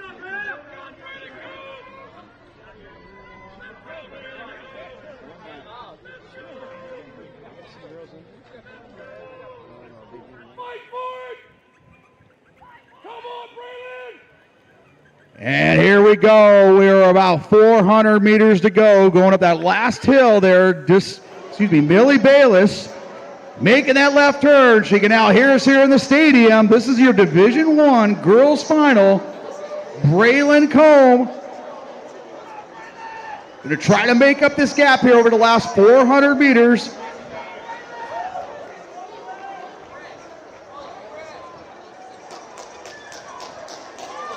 And Bayless and Combe. We reminded you that Combe was your state champion in the 1,600 meters.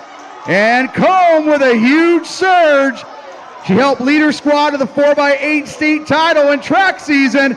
But going off to Arkansas the fall, Combe with one more answer to go. Bayless going to counter with 2:50 to go.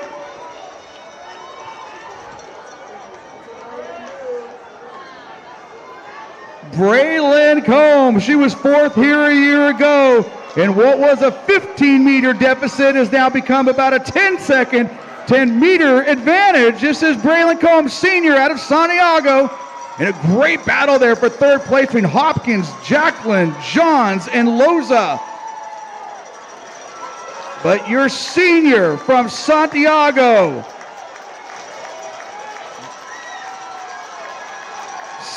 at 16:07, your CIF champion, Braylon Combe, Santiago.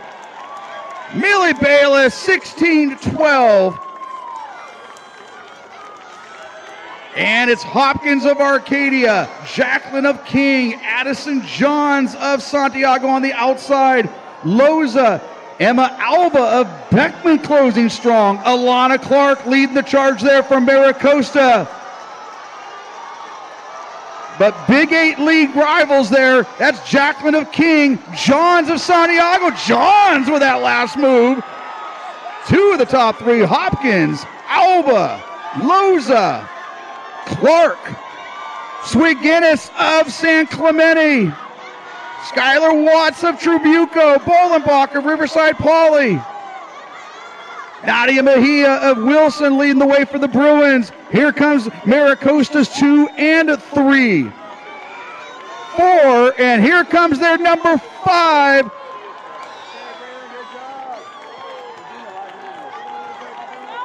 Maricosta. They have laid down the hammer. They came in ranked number 1 after their Bay League Finals and left no doubt here over these last 3 miles. They will be your Division I CIF team champions. And now Santiago right there in second spot. Santiago and Tribuco going back and forth between those first 2 miles. But your CIF individual champion, 16:07 exactly, from Santiago, Braylon Combe. Millie Bayless, great move in the middle of the race there. Tribuco Hill, 16:12.5.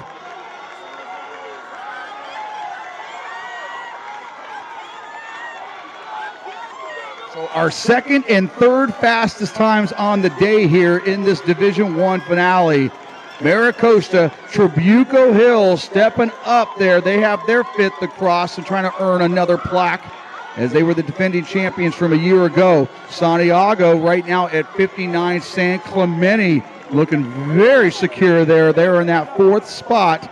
Great Oak continued to move up. They were 10th at the mile, 7th at the 2 mile, and right now sitting in 5th.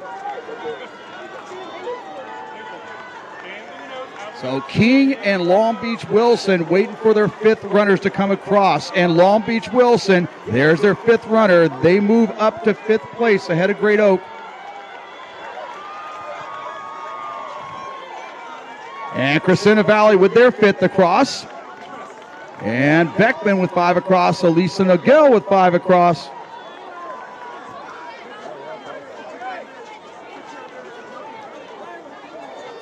And Martin Luther King with their 5th across. They move into that 7th spot, that 7th and last qualifying spot there.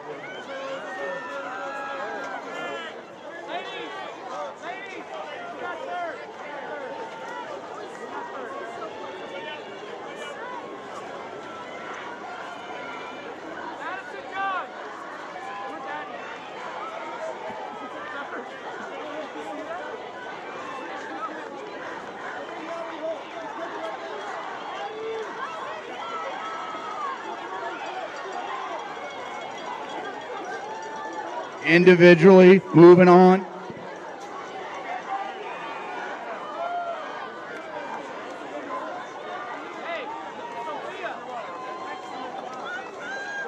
And moving on as individuals, congratulations, Charlotte Hopkins of Arcadia with her 5th place performance, Emma Alba of Beckman, Gabriella Loza of Hemet, Olivia Bolenbach of Riverside Poly, And Rebecca Van Piggen of Huntington Beach will move on as an individual, finishing 16th place, but being our 5th individual on a non-qualifying team. So congratulations, Maricosta. They had earned the D2 title in 2021. This is their first D1 title. Trabuco Hills back on the podium for another plaque here in second. Santiago taking third. San Clemente fourth.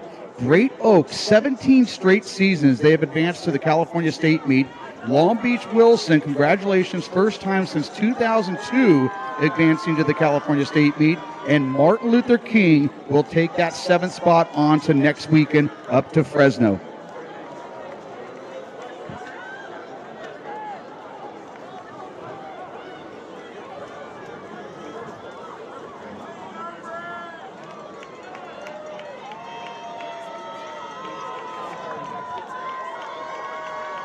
And again, a lot of you guys really enjoyed the rain course here, but most of you really missed that full switchbacks, poop out, reservoir experience, so we invite you back. All right, guys, we are here at the Southern Section Cross Country Championships. What's up, HG runners? We are here with Braylon Combe, the #1 finisher with a thrilling finish. Tell us about that last finish. I mean, you started kicking at the end. That was so fun. Yeah, I mean, I think I did not feel good like throughout the race. I came out through the first mile and felt okay, but the whole time the pace kind of started to feel a little bit forced. Through maybe halfway, and then I kind of had given up a little bit. I was just kind of lost hope, but then my coach started shouting your team needs this point, your team needs this, we're losing, you guys need this point. And then people started saying you can catch her on the track, you can catch her on the track. So as soon as I saw the track, I love track, so the track kind of just saved me a lot there. I got there and I knew that okay, I can still kind of position myself to have a chance. So just that last finish was all heart and running for my team and running for God and just my teammates knowing I think I turned around and saw how hard my teammates were fighting too, and so that just gave me a lot of confidence. And I think just because we didn't take the win today doesn't mean we'll lose hope for state and bigger things like that. We still, I mean, for me at least, and I know they'll feel the same way, we still have all these hopes for, future races and things we want to accomplish in the year. So I think this is just a good sign for moving forward. We're getting faster every race when we're running together, so it's exciting. So, you in the middle of the race, you saw her kind of Millie was kind of making that distance on you. Yeah. But then she kind of started to come back, right? And then you started I could actually do this. I started counting how much time it took to get for her to get somewhere, and then for me, I was okay, 1, 2, 3, 4, 5. The last time was 7. Okay, I'm closing it a little bit. I thought if I could just get close, then I could set myself up well for when we get to the track and then closing it there. So for this race, would you like to thank anybody for your performance? I mean, this time last year, you guys had that intense kind of back and forth with Trabuco. Yeah. But now you took the W. You got it. You finally got the W for your division. You're senior. What does that feel like after all this work? It's really exciting. I think it's been a long time coming for things like this, and I don't really do too much winning in cross country as opposed to track. So just things like this, today was really important to me. And I remember last year it was me and Riley versus Holly and Millie, and then today I just know that Millie shines when it comes to championship races. So yeah, just really exciting. I'm really happy with it. So guys, remember, please press that donate button below to support free live streams at HD Runners. Please support us. Thank you so much. Braylon Combe, we will be so happy to see you next week. Thank you so much. Thank you. Nice.